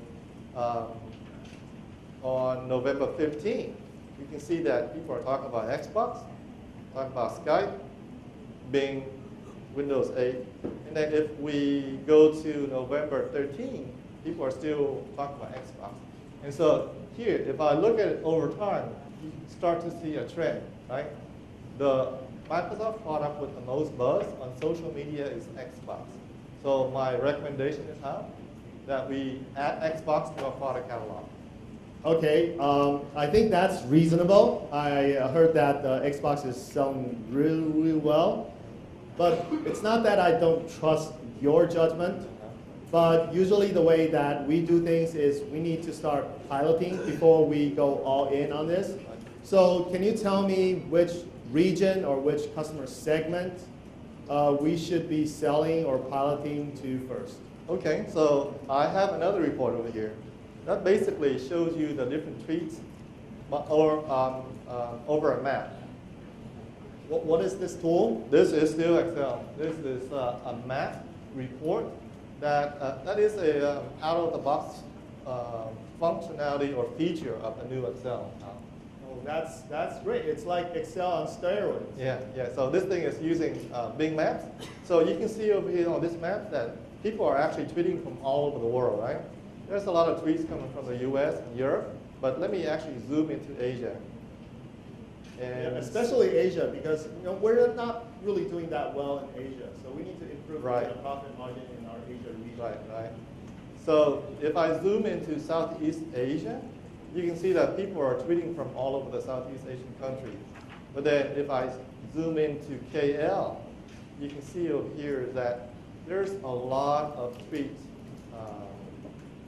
in the KL area as compared to other cities in Southeast Asia. But what are they tweeting about? You can see from this chart down here is that most of the tweets are actually about Xbox. And so the recommendation is that we start adding Xbox to our catalog, but we start with KL first. If it does well there, then we can roll it out across the world. Okay. If I sell Xbox over here, would you guys buy it? Would you? If I give it to you free, would you? Okay. So it seems like the KL people like Xbox. Yes, okay. I think you're right. Right, so Vu. Okay. Yes, okay, that's good insight. Right? So I have a new assignment for you. Oh, yay, another one. Yeah. So I love to give you assignments. Okay. All right.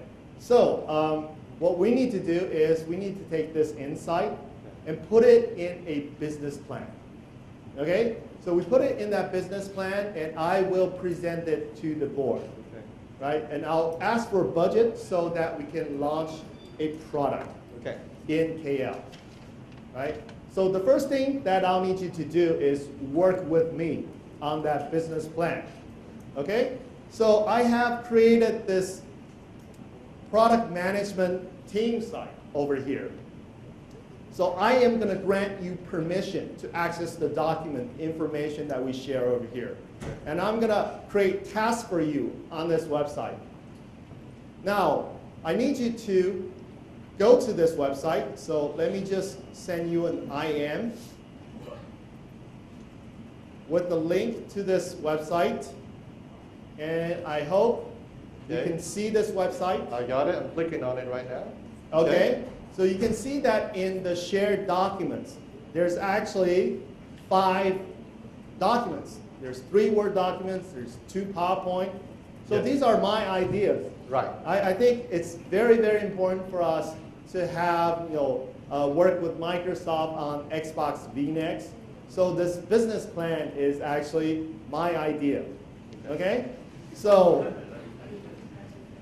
these documents over here are the documents that I have worked on with my other team members in the past. I can see the revisions, the different versions of the business plan, so that moving forward, if I want to check what was version 1.1, what's inside, I can always go back to that version. But at the same time, all of us, if we look at this document, we only see the latest version. So you won't get confused. So I'll need you to work with me on that business plan. Okay. Okay, you see that business plan, Xbox vNext? I see it. So what I want you to do is to work on that document. So can you start editing that document? I'm doing right now. Okay. And at the meantime, I'm also working on this document. So I can see that, hey, you just opened this document, and I can see your presence embedded inside Word as well. So if I want to IM you, I want to call you, have a quick discussion on this document, what you're adding to this document, I can do so right inside my Word client, my PowerPoint client. Okay, so which part do you want me to work on? Okay, those analysis that you've done, you put them in the target audience section and the business analysis section. Okay. Okay, at the same time, I think it's really important for me to be successful for our Xbox campaign. I think color is very important. So previously, someone suggested Xbox Gold. I don't like that idea. Okay, so what I'm going to do is I am going to come up with Xbox Pink.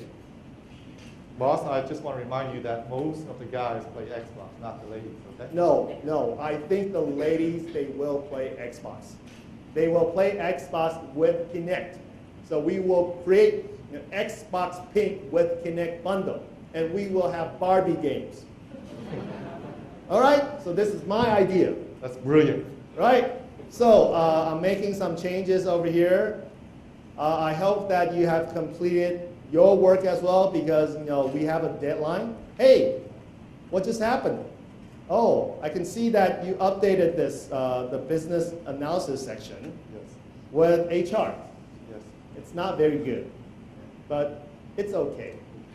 All right, so what I'm going to do is I am going to present this business plan to the board. Okay. All right, so thank you. Oh. All right. Excellent. All right, hold on. So time moves really fast. It flies fast. Okay. So the board just approved our business plan. Really? Really. Wow. This is how fast things God. get done in our Split organization. second. Yes. So Vu, Yes, sir. Another the job. board gave me the budget to launch a pre-order campaign for Xbox vNext in KL. So what we need to do is we need to make sure we have enough shipments of Xbox. So you need to place an order. You need to find a vendor. Okay? But I need to remind you, the last time you almost got fired because when you made a purchase request, it wasn't compliant with our policy. So my brother-in-law couldn't process the order for me? No, that's not how we do things Okay. here. All right? So, at the same time, we're moving into a completely paperless environment. So no more manual paperwork. So everything related to this purchasing order that you will submit to me, they will be documented and they can be traced.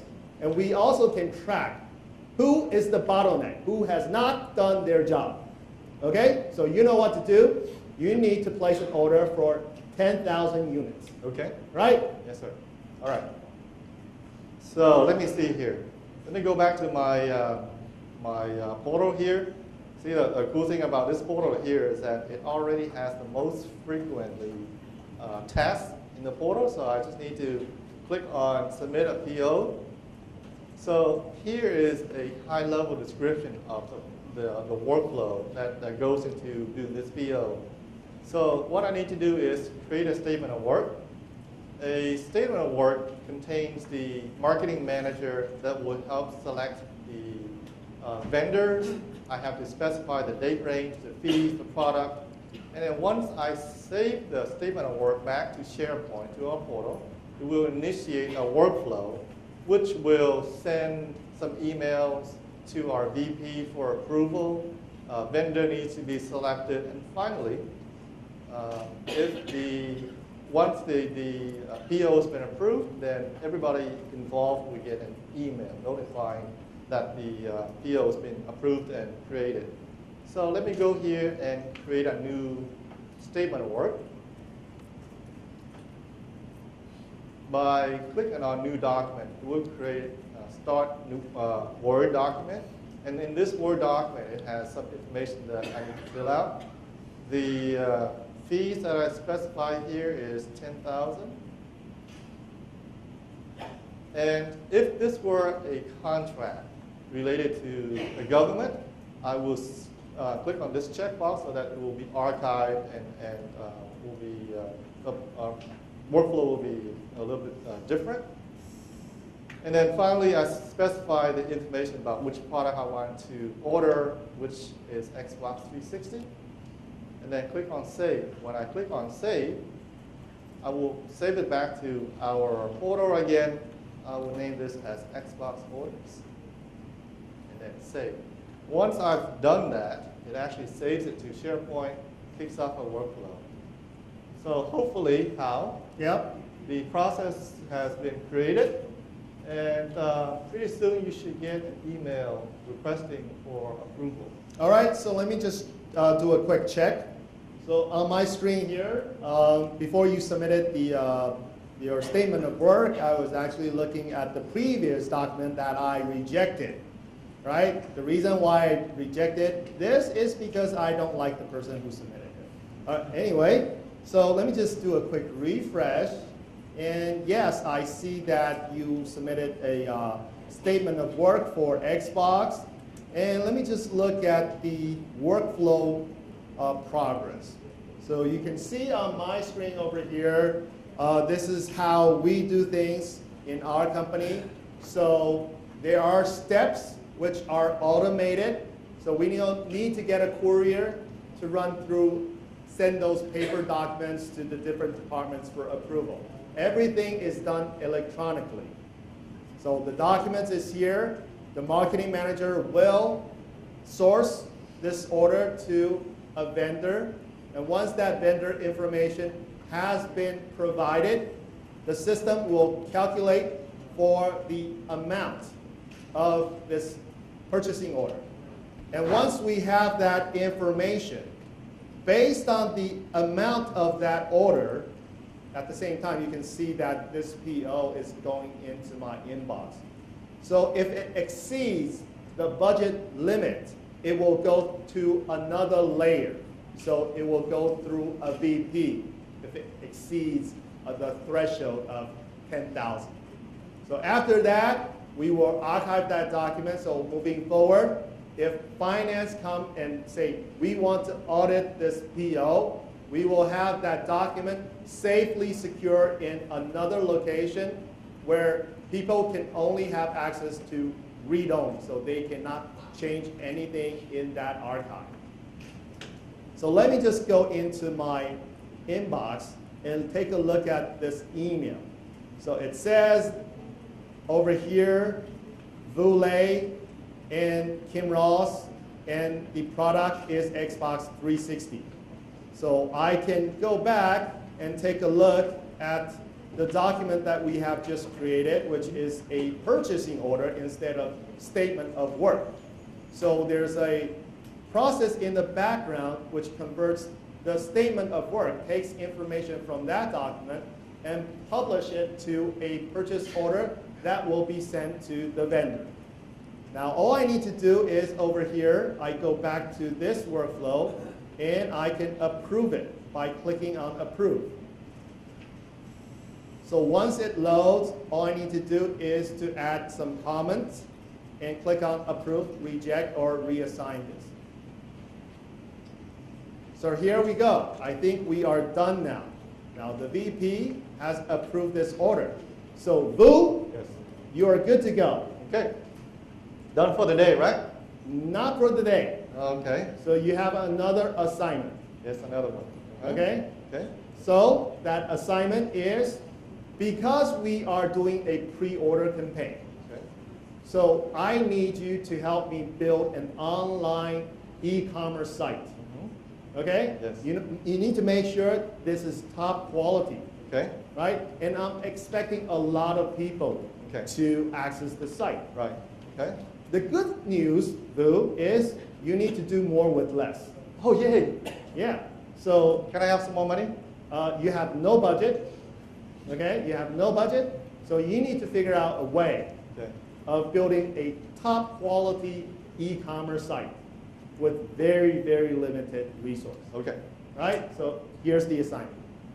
All right. Let me go talk to our IT manager. Okay?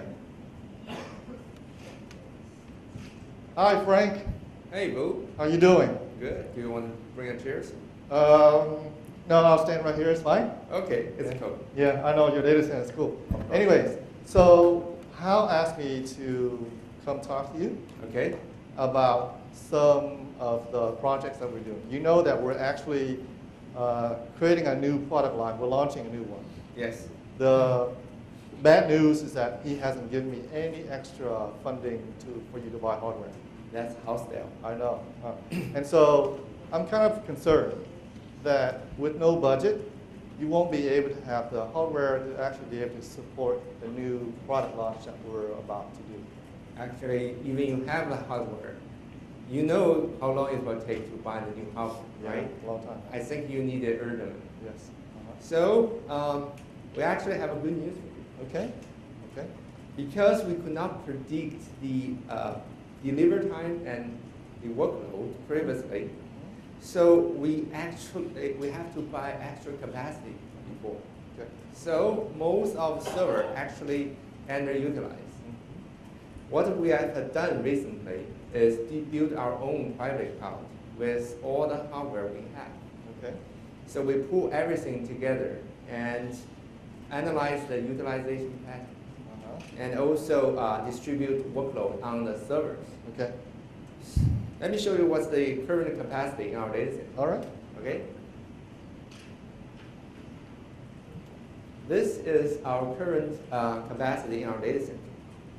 All these workloads running as, you can consider as your application, different application, running on different hosts. We group a lot of different physical hosts. You can see the overview. We're running about 209 virtual machines on 28 hosts. Actually, this is considered pretty good density in any enterprise. Okay. Even in this density, if you look at our last month's CPU usage, this is monthly review. Our average usage is 2 to 4%. Okay. That's how much you spent before. So I guess we still have enough capacity to hosting your campaign. Is that good? Yeah. I was actually, you caught me by surprise because when I came here, I was thinking that you're going to be really, really mad without the extra budget. So you're telling me that you don't need extra budget, right? You have the capacity already, right? Yes. Okay. Actually, In addition, with the private cloud, we also can allow us to quickly meet your business demands. Okay. Let me show you what I mean, right? We used to be very server-centric. We define a server by the hardware configuration, OS, sub-applications, and different settings. Now, in a private cloud, we define application by service model. This is the service model design. It allows us to lay out application layers and architectures and quickly deploy applications to any environment. This application have a two layer, web layer and application layer. The different layers application need different configuration hardware. But not only hardware, it also including the network that we need to do. And even more, if you look at this is the Cisco NetScaler hardware load balancer. So all the components you need for your application has been contained in the service model. Okay, so it looks like what you show me here is the definition of what my application looks like, right? Yes. So containing the information about my web application, my application server, and you've defined all of the networking rules and load balancing rules for this already too, right? Yes, with this design, we can deploy application as fast as we can. Okay, all right. So it looks like you're able to leverage the existing capacity. Yes. But you know what? I have another concern. Okay. Remember last December when we ran a promotion, and I almost lost my job because the current web farms couldn't handle the extra traffic. Okay. And it took like at least several days to add a new web server to the farm. I do my best. I know. So it looks, but you know, we had a lot of customer issues because they couldn't complete their orders in time. So is there anything you can do to help me, stop that from happening again?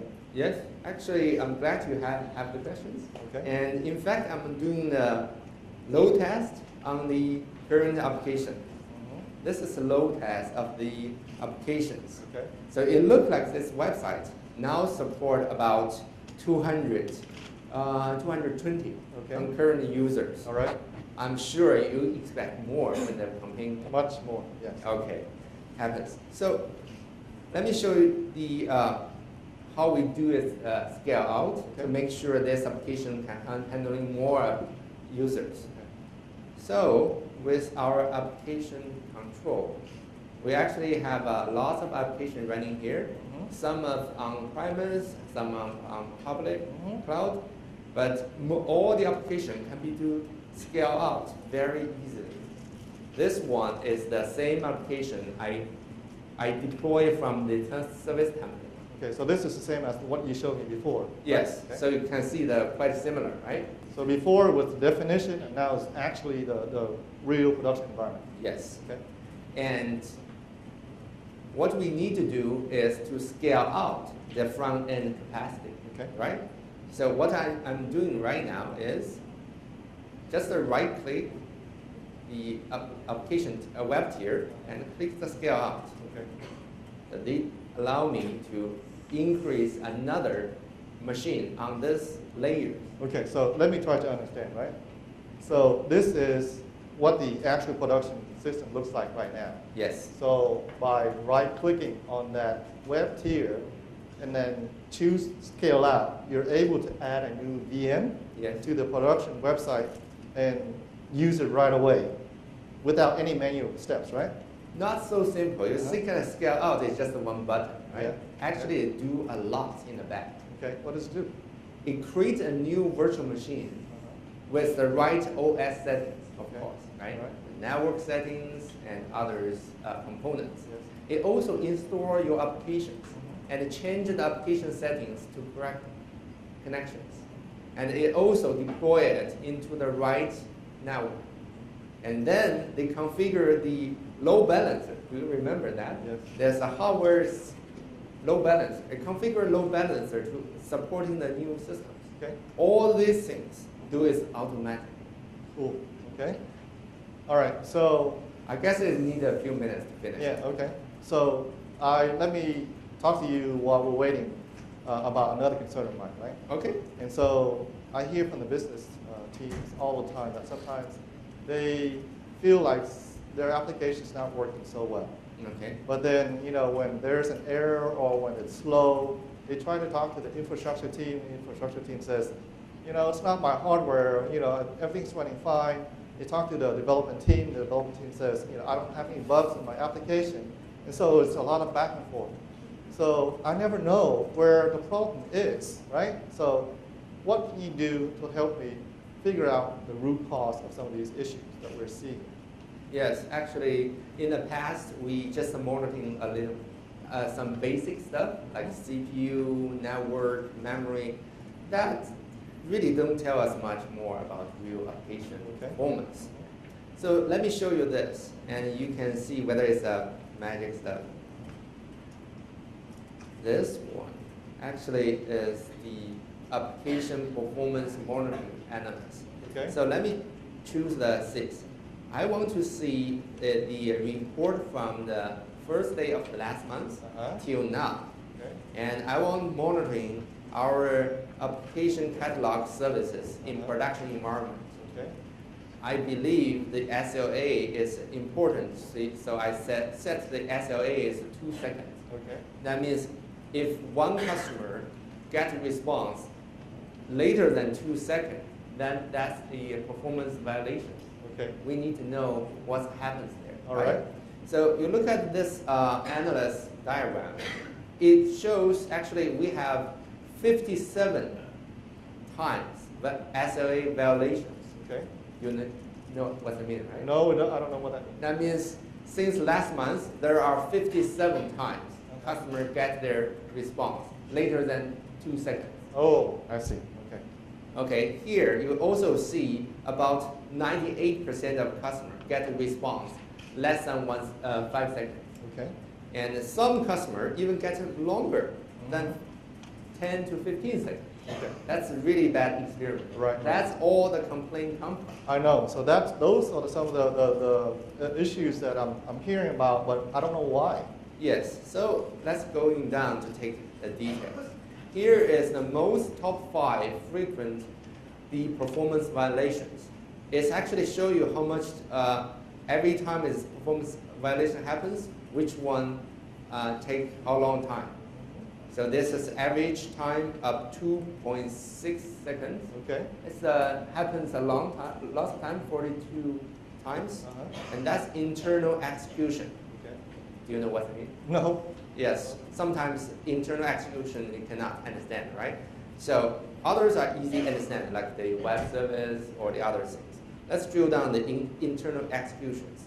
If I open it, it actually shows every time then the violation happens, record every time. Okay. So that's quite different than before. That's we just receive the call from customer and no one knows what happens in that moment. Okay. This time we can record every moment, and even more, we can see the request till to the code line. Okay. And also related event at that same time. To know more, we actually can get the performance counter for those applications. Remember, that's for application, not for the servers or network. It's this application performance settings at that time. Okay.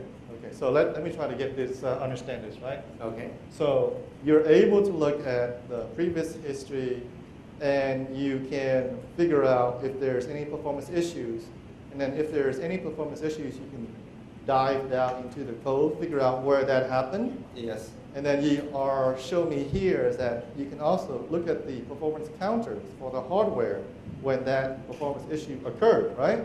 For the hardware that used by these applications. I see. Okay. So just for example, here you can see the green line actually is available memories. Okay. So when the system happens, the violation happens. Maybe it's not network issue. It's just that run out of memory. Right. So maybe we just to increasing more memory solve the problem. Right. Okay. So for this one specific instance, it's not because there's anything wrong with the code. There's nothing wrong with the network or anything like that. But the problem for this one is probably because of memory, right? Yes. Okay. So actually, most of the time, the problem you see is not related to software. The data center infrastructure also have impact on applications. Yes. Right, let me show you how we monitor these infrastructures. So look at this view. Do you look similar? Yes. This is exactly our data center rack diagram. This is not only a visual diagram, so simple. I can zoom in and you can take a clearly look. Every device has the status icon. Okay. These icons actually indicate the status of the device or network. And actually this one linked with our monitoring system. So if we drill down, we can see more information on it, even due to the server temperature or cooling fan speed. Right. So zoom out a little bit. So you're saying that this is a diagram of our data center in Singapore. And then for each server, you have an indicator of the health of that one specific server, right? Yes. So if I want to find out more information about that specific server, then I click on the indicator to drill down. Okay, great. But even more, we can do the logical view of the whole enterprise. Okay. So we can see different components, different customers, whether they have a bad experience. So this kind of a logical diagram also align with our monitoring system. Okay. So you're saying here that you can monitor my application in real time, you can monitor your infrastructure in real time, but doesn't that mean that you have to have some guy sitting in front of the computer to make sure that my application is always running? I don't want to do that. Right. Neither do I, right? Yes, none of us like to do that. So we actually using the automation to respond to this alert. Okay. Let me show you how I do this. This one is actually an example of how we automate the common web server troubleshooting procedures. Go through these procedures, the normal application may be resolved by resetting some IS or the other procedures. Okay. If the problem can be solved by this procedure, then we will see it in our report. If they cannot, they will send the alert to me, and I can do it manually. Okay, so what you're saying here is that you have some automated process that you designed here, that if there is an error in my application, then it would try to resolve that error by itself. Yes, right? That's how we're doing this. Actually, if you look at our environment, I not only have one runbook, I have lots of runbooks standing here. Every runbook is like the IT engineer goes monitoring the systems and try to fix the problem themselves. By using this way, it reduces about 90% of my daily maintenance workload. Okay, so a runbook is basically a way to automate manual steps. So you have a lot of different processes to automate the manual steps that you do in the data center all the time, right? Yes, I don't need to really go there to do it. That's impressive. So what happened to the scale out that you did earlier? Oh, you still remember that? Yes, yes. Okay, let me see what's the scale out status. So you can see, this is very on the screen. Before the scale out, do you remember we can handling about 220 concurrent users, right? Okay. After scale out, you can see how much we can handle right now. So this now is it's almost 680 concurrent users. And this is not fake, right? Of course, it's running on our testing environment. Okay. It's using Visual Studio web test tool and continue adding the workload on that. Right. So before it was handling maybe around 250 or so users. You right click on that scale out button, it added a new VM, and then now it can handle about 650 concurrent users, right? Yes, you can calculate how long time it takes. It takes like a few minutes to do that. Actually, you can think about next time when the user workload changes drastically, we can use the same method that I just showed you to scale up and down as demand. Look at my boss over there. I think his face looks very happy, right? So let me see if I can ask him to give you a promotion. Yes, that's boss, right. Yeah, I don't care what you say about Frank, man. Yeah. He's doing really good work. Yeah. He's able to do what we requested of him without adding asking for new funding. Right. So I think we should probably give him a reward or something. Yeah, I think we should give a hand to Frank. Right? So That's the reward? He gets the applause. I get promoted because they're doing a good job. So I think I'll buy you guys drink. Okay. Right? What do you say about that? Okay. So thank you guys. Thank you. Thank you. Big round of applause for Frank, Wu, and Hao. So we've shown you a lot. In fact, just to keep in on time, we've actually accelerated what we were trying to do. I just want to quickly summarize what we were trying to show you before I came on last time. So we showed you a self-service BI capability. Who remembers what was the tool that Wu was using for a prize? What was the tool that he was using to analyze all that data? Excel, you said? Okay, it is Excel. Or invest in additional tools to enable self-service BI. It is all the tools that you're used to. Congratulations. It enables you to get deep insight into what your data it is that you're analyzing and makes it easy for you to go and make decisions based on that data. Then we also showed you how they collaborated on a document to create a document as a business proposal using Office again. And then they actually created, using Office, they also created a workflow. Who remembers what tool it was that they used to actually do the PO approval?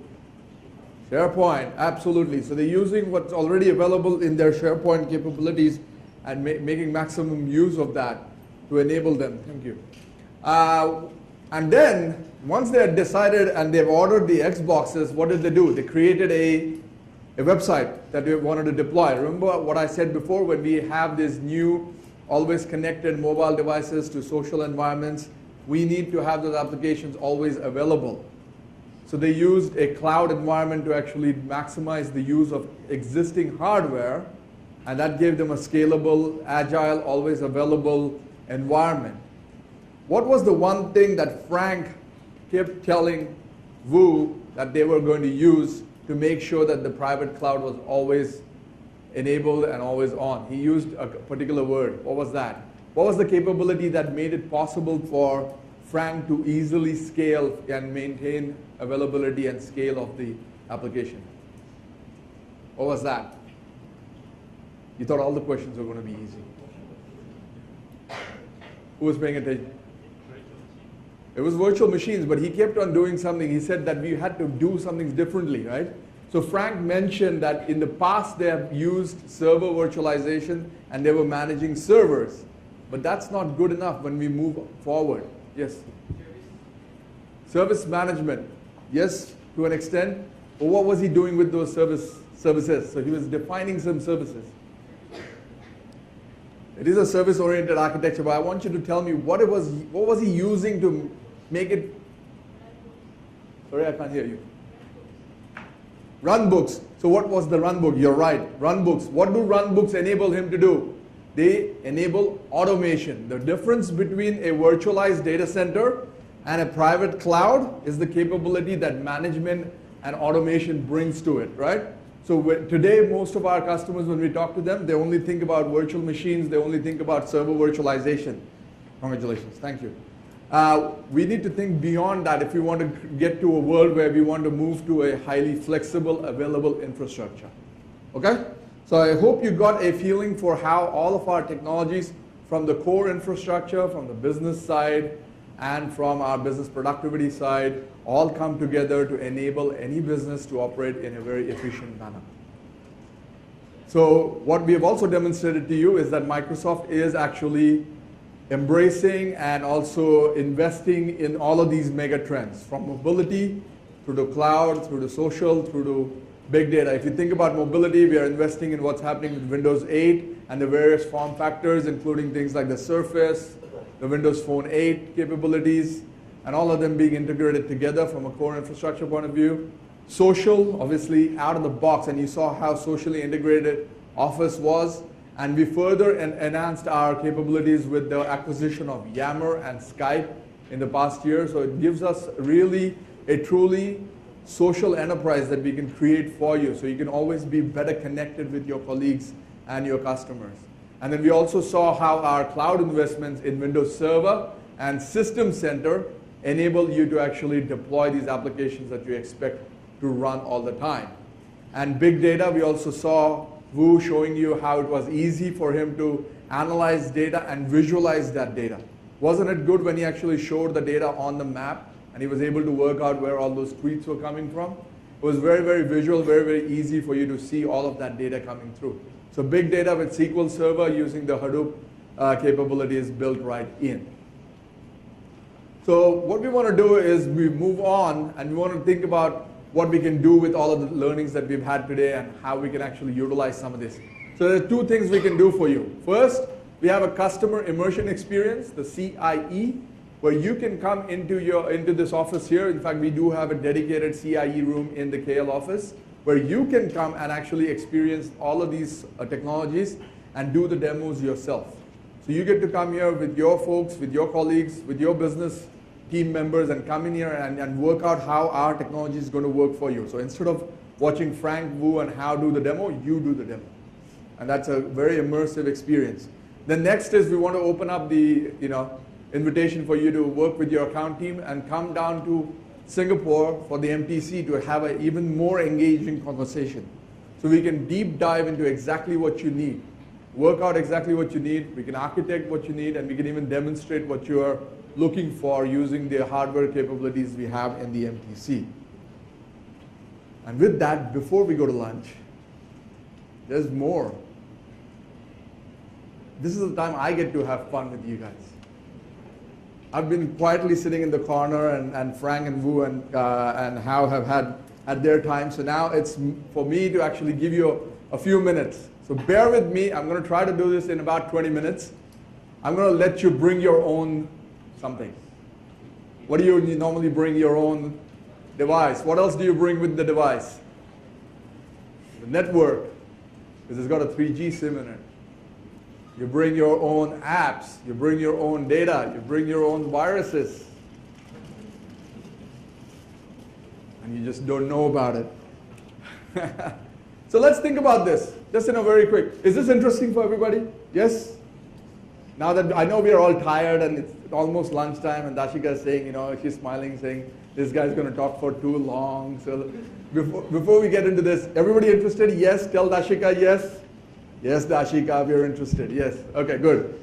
So, what is it? Let's think about how we think about BYOD, or bring your own anything. Who, what, where. Is that easy to remember? Who, what, where. Why am I saying that?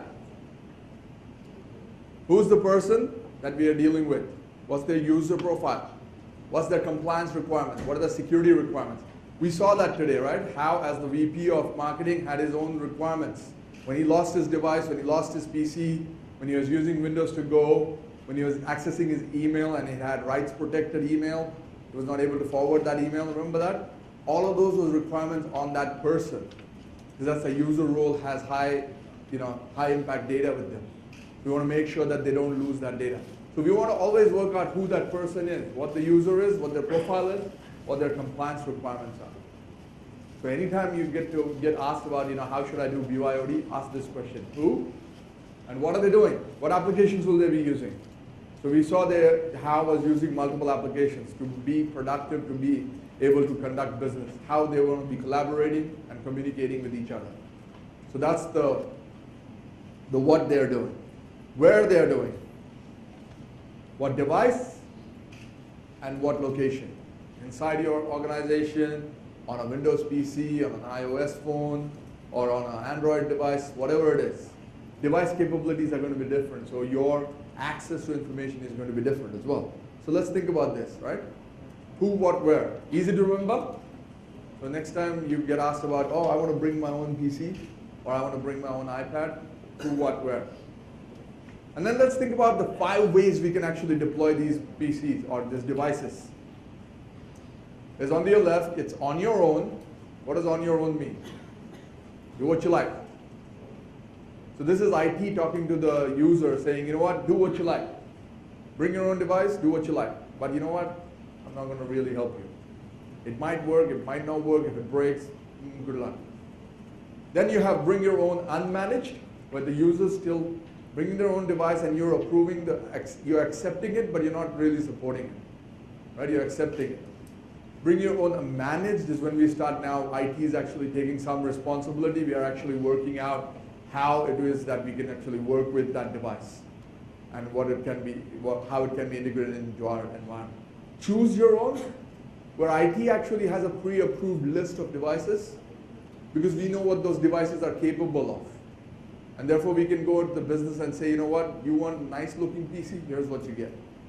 You want a cheap PC, here's what you get. You know, it might be price related, it might be functional related, it might be geographical availability related, it could be any one of those things. And the last one is here's your own. This is what we do today, right? Cool. Most of our IT organizations go, here's the black Lenovo ThinkPad, that's all you're going to get, no more choice. Right? A lot of us do that, right? That's all. That's only one choice. Doesn't matter if you're vice president or you're the bank teller or you're the clerk or whatever. It doesn't matter. Same PC. I know exactly, and the same operating image, the same application. Doesn't matter. That's what most companies do today, right? Or most organizations we talk to are here. Where is Microsoft? Where do you think Microsoft is on this list? Microsoft IT. Microsoft IT happens to be in the choose your own, as well as bring your own. But most of our thing is choose your own. So if you actually see your Microsoft folks, when you talk to them, you'll see each of them has a different PC. But we also have a bring your own device strategy. So we absolutely support that, okay? And I can talk a little bit about that. So let's think about who's buying these devices. In the first three scenarios, the employee is buying the devices. On your own, bring your own, right? In the other scenarios, the company is buying them. And therefore, the support statement changes. Because the employee is buying them, they've gone down to Challenger or whatever, and they bought their own PC or device. Therefore, the support agreement is with that user. So if they turn up to a meeting and that device breaks, whose responsibility is it to get it fixed? The user's responsibility to get it fixed. And that's where the challenge lies. I know of CIOs who've come to me and say, you know what, I bought that device, I really like the device, but it came with a 1-year warranty, and then I brought it to a meeting, and I was about to, you know, speak in front of 400 people, and the device died. Yeah, but you brought your own device, that was great. Whereas if it was company purchase, you probably have a SLA with the vendor who you bought it from, and you would get it fixed in X number of hours, or replace the device in X number of hours. Right? There's an SLA involved here as well. Then let's think about who's managing it. In the first two instances, it's the employee who's managing it. Anything goes wrong, anything is not working, or hardware needs to be fixed, the employee is responsible. In the last three, the company is managing it. The company is actually taking some responsibility here. In the first instance, employee doesn't care which device it is. It could be the latest device they saw on TV or with their friends or on the train. Company influence becomes an important part for the last four. And I say company influence for a reason. I'll give you an example. I had a customer back in India when I was talking to them. They said, you know what, every time we employ a new person, we give them a car park. Right? Car parking spot. So they bring their car. What are most car parking spots look like? They're for normal cars. Right? So you bring your normal family size car or whatever, and you can park there. One day, VP of marketing joins, he brings a Hummer. Right? What happens then? One car park enough for a Hummer? Not really. So he needs to use 2 car parks. That's exactly what's happening with these devices. They're bringing it into your infrastructure, and they expect that Hummer to park in the one car park. Right? What do we have to do to enable these devices in your environment? You have to enable new tools. You have to buy, some cases, MDM. Some cases, you need to actually start repackaging existing applications or rewriting existing applications. Or we have to start thinking about VDI, something else. It makes it more complex to now start parking that Hummer into your infrastructure. That's the easiest way for me to visualize that for you. So what's happening now? Because it's taking up 2 car parks, he's spending or paying double the rent for the car park, which means your TCO for your device goes up. Right? The total cost of ownership, the actual maintenance and connectivity of that device inside your infrastructure goes up. So we have to make the business aware of that. Because what does most of the business people come to us with? As IT people, they come to us with, I like this device, make it work. It comes in pink, yellow, green, I like the color, do it. And that's usually how it happens. And you can't say no because they're your seniors or whatever. But we need to influence them and make them understand as to why and how. So I know of companies now who are actually saying, right, you know what, you want that iOS device, you want that Android device to be integrated into my environment, fine, but it's going to cost you more. It's going to end up costing your cost center more. Right? Because just because you have an iOS device, Android device, doesn't mean you don't need CALs, you don't need access licenses for software that you're using on them. You have to be aware of that as well. Right? Just because you've got access to a device doesn't mean you have access to the software running on it. So you have to be very, very careful about that. What's the next thing we need to worry about? Depending on which strategy you're running, will also determine the amount of risk to your data and security. On your own, the user is doing whatever they like. They're doing anything and everything. And they're bringing in, like I said, bring your own device, bring your own viruses. It could be, right? So your risk is highest on the left-hand side. Where on the right-hand side, where I know exactly how I'm controlling, how I'm deploying my PC or my device, I know exactly the amount of risk I have. Therefore, I can mitigate that risk. What's the reverse of this? It's the level of access. More risk, less access. Less risk, more access. What do I mean by access? I might give you access to more services, more applications, more capabilities in the back end. Make sense? And therefore, this is a balancing act between what?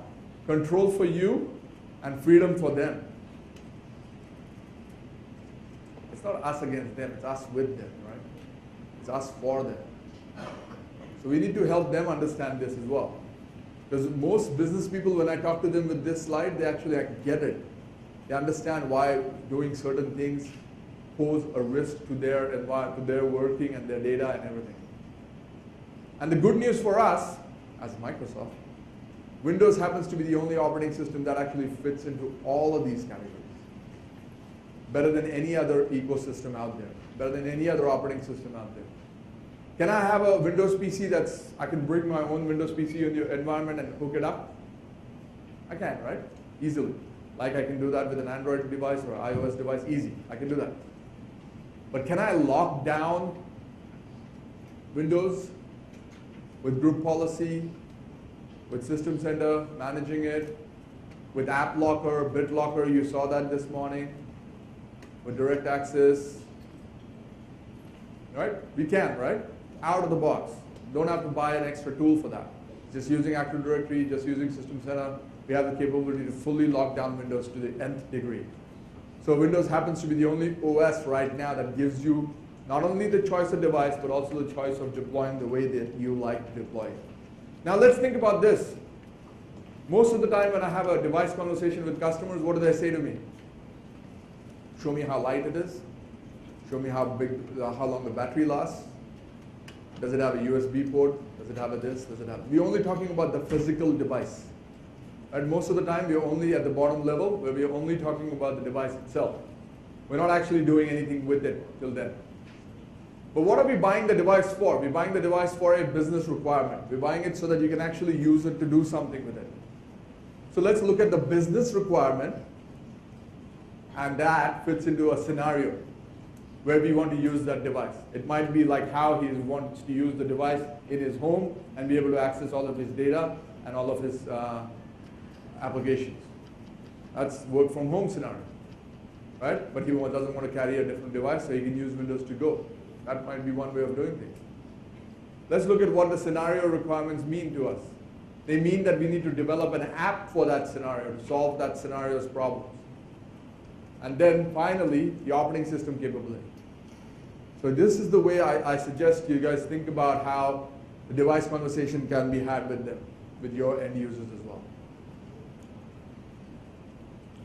And Windows 8 happens to be the one that provides you the widest range of device choice. Right from all-in-ones, tablets, traditional notebooks, ultrabooks, as well as on the phone, and on new devices that are coming up and coming as well. So we have made sure that Windows 8, when we designed it, it was the same experience across all of these different form factors. Not just for the user, but also for the developer. So if you think about when you're developing apps that you want to enable for these end users, you only have to develop it once and then it will work on all of these devices. So that's a fundamental strategy for us. But does that mean that Microsoft forgets about the other guys? Absolutely not. We want to enable, and we know in a lot of cases there are customers who have already invested in Android and iOS devices. We don't want to leave you behind. We want to help you manage them as well. Heterogeneity is a big, fundamental principle of how we design our software. So we want to include what's happening in the other ecosystems as well. So we've developed our management tools to make sure we can manage Android and iOS.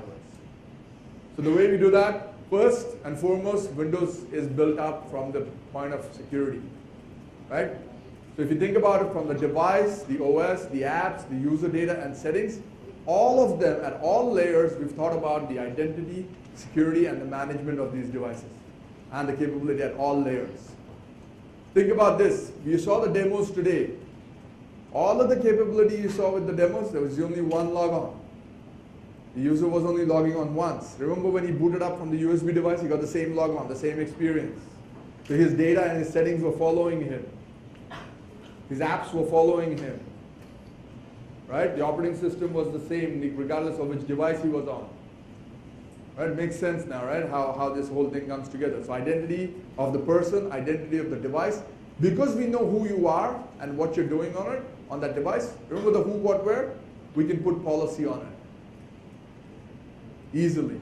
And when we're connected to the cloud, it's easy for us to have that policy being thrown out to the devices so that we can control that experience for the end user. So for us, if you think about it, Windows is equal to application first. First, it's about the application, not about the operating system. Second, it's about the operating system. And third, it's about the device choice. Right, you think about this. I was talking to a mining company in Australia, and he goes, you know what, I want to run this iPad inside the mine. Was the iPad really designed to work inside the mine? Then he had to buy all these covers and try to make it all look rugged and whatever. But fundamentally, it was not designed to do it. So you're now adding TCO to it. But can he go up to Panasonic or Toshiba or some of the other guys that make tough books? They already make tough books. And you can put them under a truck and the truck will explode, but that will not, right? So that sort of thing. So we have to choose the device based on the capability, the scenario we're using it in. That's where we think we have the widest choice for you. We also provide end-to-end protection out of the box from Windows using all of the capabilities in the hardware and the software to make sure you have a secure, well-managed experience. Think about this, from secure boot through to app locker. I'm just giving you some examples. There's a lot of capabilities in Windows that make it a very, very secure end-to-end experience. And you can have this slide deck if you want. Email me, I'll give you this slide deck. But we are using hardware capabilities to safeguard the hardware for the OS right from the hardware level up, UEFI and TPM. So all Windows 8 logoed machines will have UEFI and TPM built in so that you can trust the device. You can trust what's happening with the device. And therefore, you can have a safe, secure, well-managed operating system running on that device. So we are protecting you from threats right from the get-go. Then we are doing things like encrypting the data using BitLocker. We saw an example of that earlier. Then we are also enabling things like direct access so that the user doesn't have to VPN in. Remember when he booted up from the USB, he already had access to his internal network. The reason for that was we were running direct access. He doesn't need to think about VPN. Think about the cost you've just saved on maintaining a VPN solution. It's out of the box. Right? We only put in VPNs because there was no such capability before. Okay? So there's a lot that we can do. We can also have capabilities around network access protection. So only healthy machines come into our environment. And the good news here is this is all built into Windows Server and Windows Client already. A lot of this you already own, and it has been available since XP SP3 days. Right? I don't know if you've had the opportunity to have a full conversation with you guys about this, but that's what we want to do, is make you understand. A lot of times customers come to me and go, oh, remote wipe. You know what? Remote wipe was possible with XP SP3. There's nothing new. MDM guys are showing you what we were doing 8, 9 years ago. Right, so when they're talking to you about BYOD, yes, I know I've got 10 minutes, so I'm going to rush through now. We're going to think about what capabilities were already there in Windows for a long, long time. Let's think about what else is changing. Because we have multiple devices, the way we deploy applications fundamentally changes. How do most companies deploy applications today? They put in a standard operating environment. There are some applications on there. If the user needs more application, they fill out a form. The form gets to some IT guy. The poor IT guy has to walk over to the desk, insert the CD or USB stick, and install the app.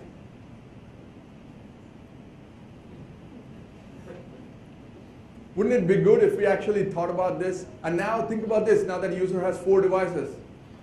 So the poor IT guy has to walk over 4 times to do the same thing, and it costs you more. And while he's waiting for you to deploy the app, he's not doing anything. Why don't we think about this a little bit differently? Why don't we make it user-centric application delivery? So it doesn't matter where the user is logging on, because the user is logging onto a device, and we know what application that user needs. As long as we have the application available for them on that platform, we can deploy it. Because I know who you are. Remember who? I know what you need, the application. I know where you are, the device. Who, what, where. And therefore, I can deploy that app to an iOS device, to a VDI session, to a desktop session, to a full-blown Windows 7, Windows 8 machine. It doesn't matter where I'm logged on. Right? Makes sense. So, and we are also enabling things like self-service portal.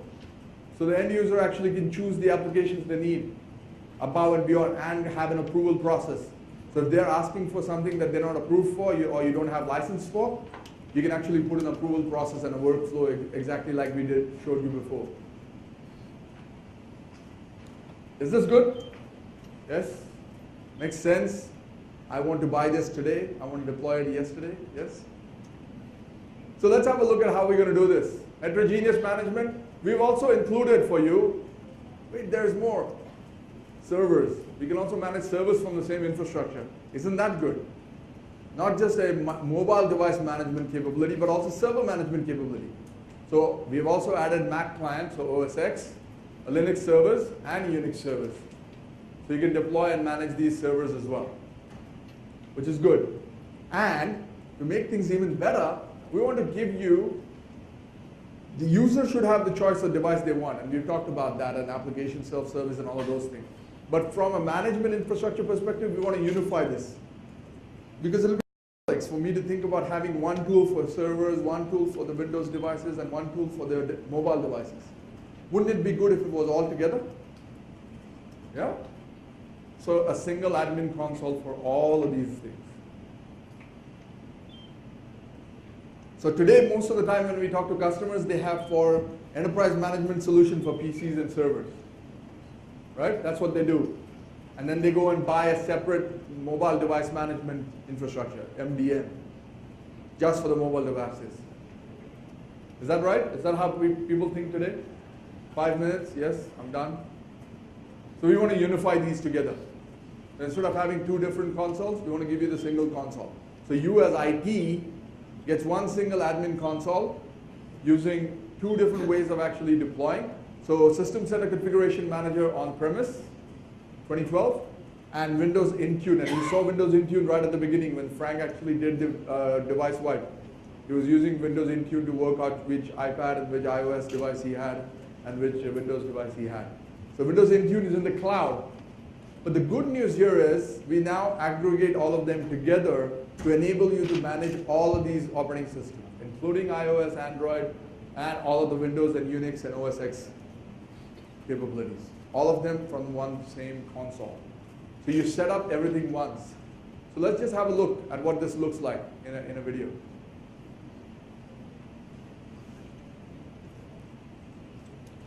So what I want to do is have a quick UI walkthrough so you'll get to see what the user interface looks like.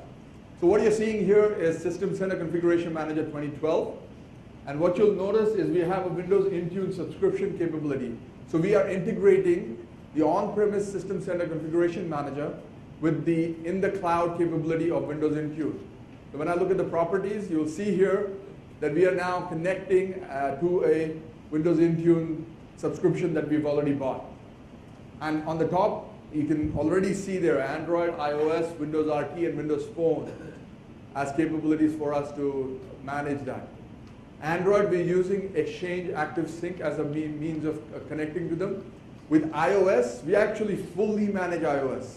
We actually do, using Apple notification services, fully manage the deployment of the applications, managing the device itself. So you get full management capabilities with iOS.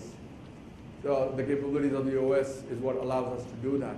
Similarly, for Windows RT, we have the capability to have a trust relationship between the Windows RT device and the backend. Because Windows RT cannot join the domain, but we can, using certificates, have a trust relationship between the corporate environment and the device that's coming in. So from a bring your own device perspective, we're just using PKI, right? Public key infrastructure to enable this. Similarly, for Windows Phone 8, we also enable you to do the deployment of the applications and the management of that. So again, using the company portal. So we will also provide a company portal for you to actually have the user do their self-service provisioning of the application. So you no longer have to, IT doesn't have to do all the mundane tasks that normally have been asked for. Let's have a look at how we can do the application deployment. And let's look at the type of applications we can deploy.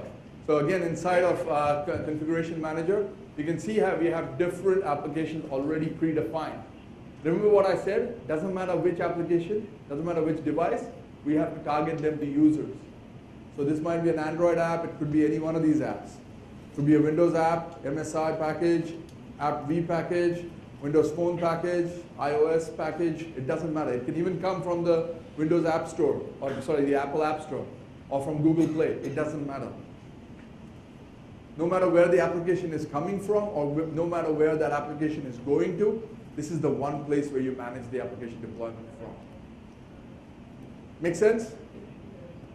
Will this help in your environment to enable you to manage your endpoints better? Let's have a quick look at what it looks like on an iOS device. So here it is, the user logs on, they get a notification saying that you're about to be managed, we verify the certificate, and we enroll that device in.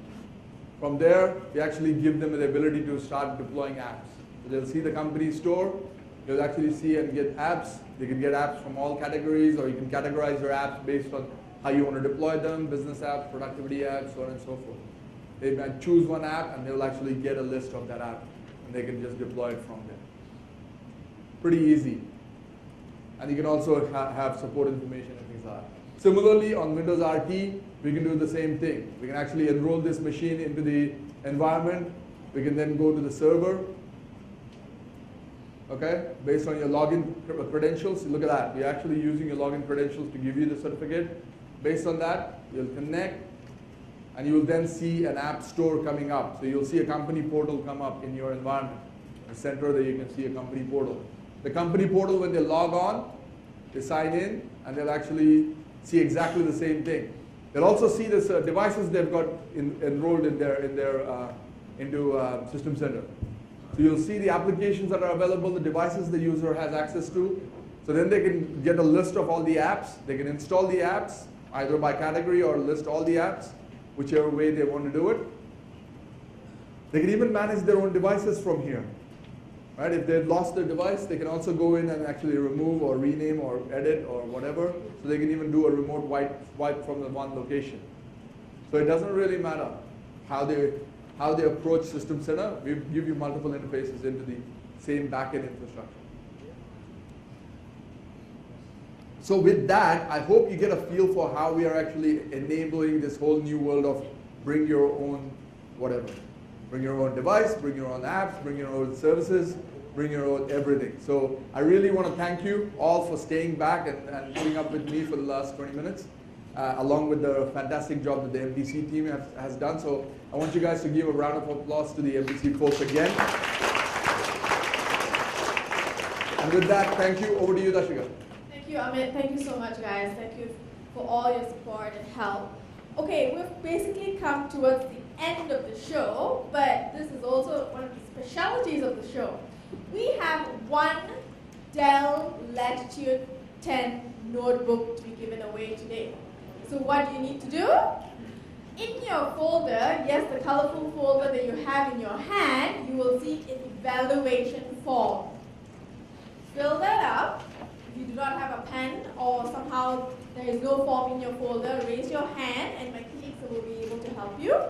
And pass it to my colleagues who are actually around the auditorium. One of these evaluation forms will be picked out and you will be winner of the Dell Latitude 10 notebook. As cool as a tree, as scary as the sea, as warm as the sun, as Be nice. fun, Say nice as things hot about as us. fire, cold as ice, sweet as sugar, and everything nice.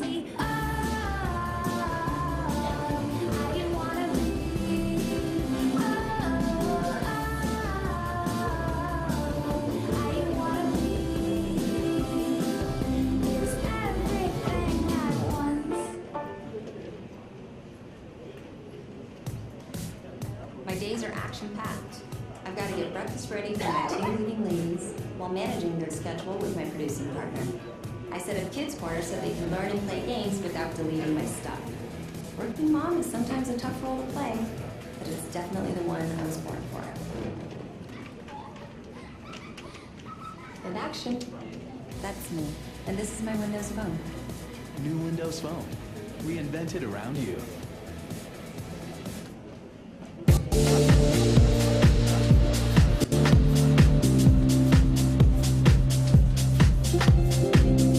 Hello everyone and welcome to the NRF Big Show. My name's Tracy Issel and I lead the retail business for Microsoft. Couldn't be more excited to be here. We're seeing a number of customers and partners and so much great stuff. You're going to see a tremendous amount of innovation and new solutions from us. We hope you have a great time.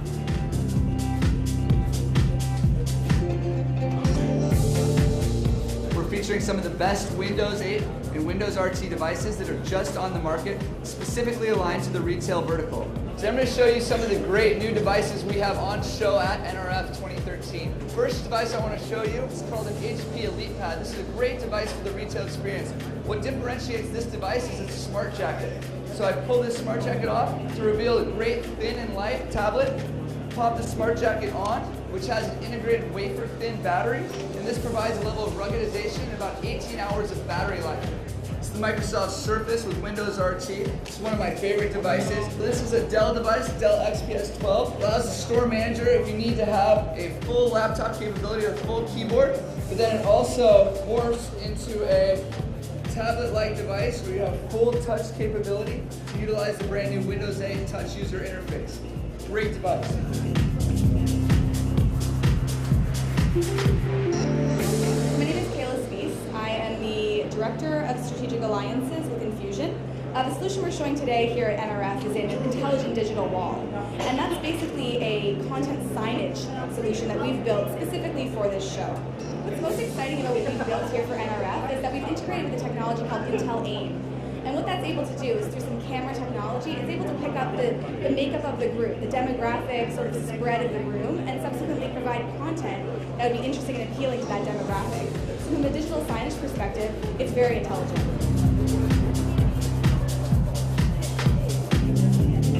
We're here at NRF today to demonstrate our 5D platform. As a consumer, what you see is an experience, and that's what it's all about. It's like enabling these immersive digital experiences.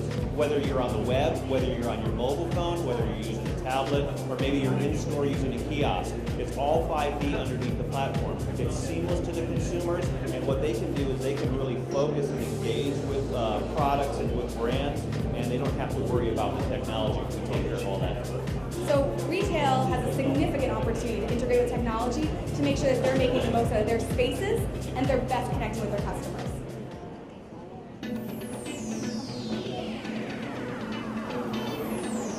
Hi everybody, welcome to the NRF 2013 Big Show. Incredibly excited to be here. There's so much going on. Retailers from across the globe looking, evaluating, what can I do to drive my business forward? Come here to the Microsoft booth, check out Microsoft Dynamics for retail, and learn all about dynamic e-commerce, running your POS on a Windows 8 phone or a Surface device, and a whole lot more. why am I so excited when it comes to Microsoft Dynamics? Well, let's start with the Lotus Formula 1 team. You see a real life replica car. If you're lucky, I'll give you the keys and you can drive off in it. What else have we got? We've got dynamic e-commerce, dynamic web. Microsoft Dynamics 8 2012 just released with a fully integrated web storefront built on SharePoint in 2013. We're really bringing all the value from SharePoint investments and innovations together with Microsoft Dynamics. Mobility, a big consideration for a lot of retailers today. Come and take a look at Microsoft Dynamics Retail running on a Windows 8 device, Surface, a Windows Phone 8. Absolutely fantastic some of the things we can do today.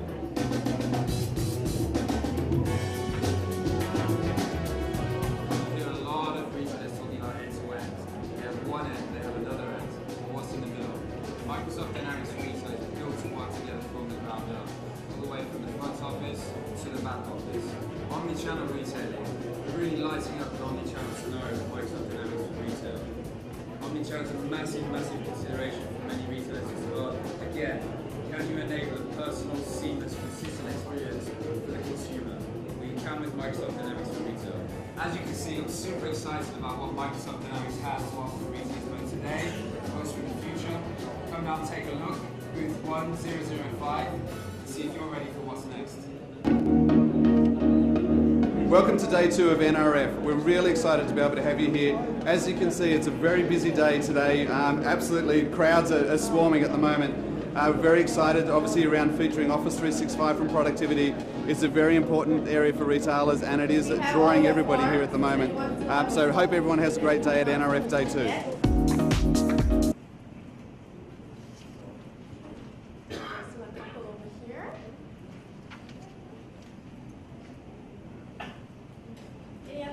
Everyone okay?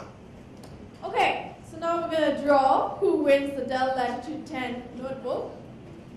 To grace this, I'm going to get my colleague, Encik Atharuddin, the General Manager of the Public Sector Group, Microsoft Malaysia, to draw the lucky winner.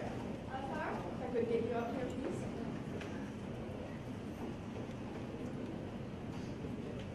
Okay, your hand in, quick mix, one lucky winner. Just one.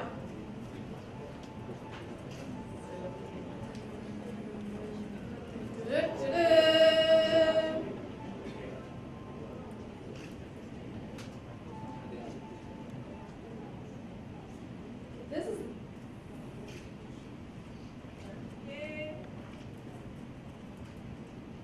okay. This person's name starts with W. Guess what? His company name also starts with W. Can I have with us here up front none other than Wilfred Martin from Westford Corporation, Sdn Bhd.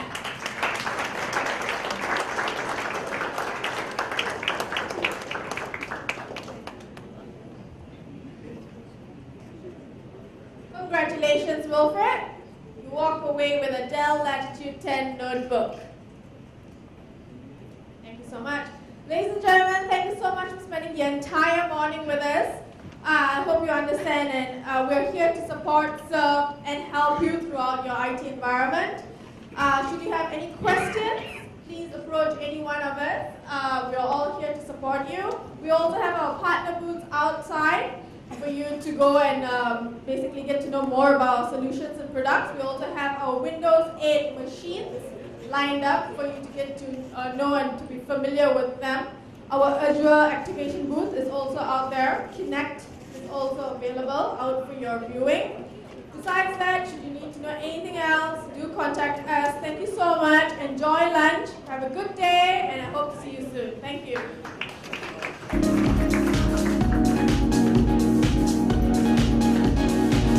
So we're at NRF, and we're presenting a business intelligence application we have called Push BI. We designed Push BI to get the store manager out of the office and onto the floor. You can have those same metrics and all the information it is around your store, your department performance, and even your team right from your Windows 8 Surface device. You can manage and coach in real-time information, things like stockouts and returns. checkout lines. It's made managers' life simpler. It's made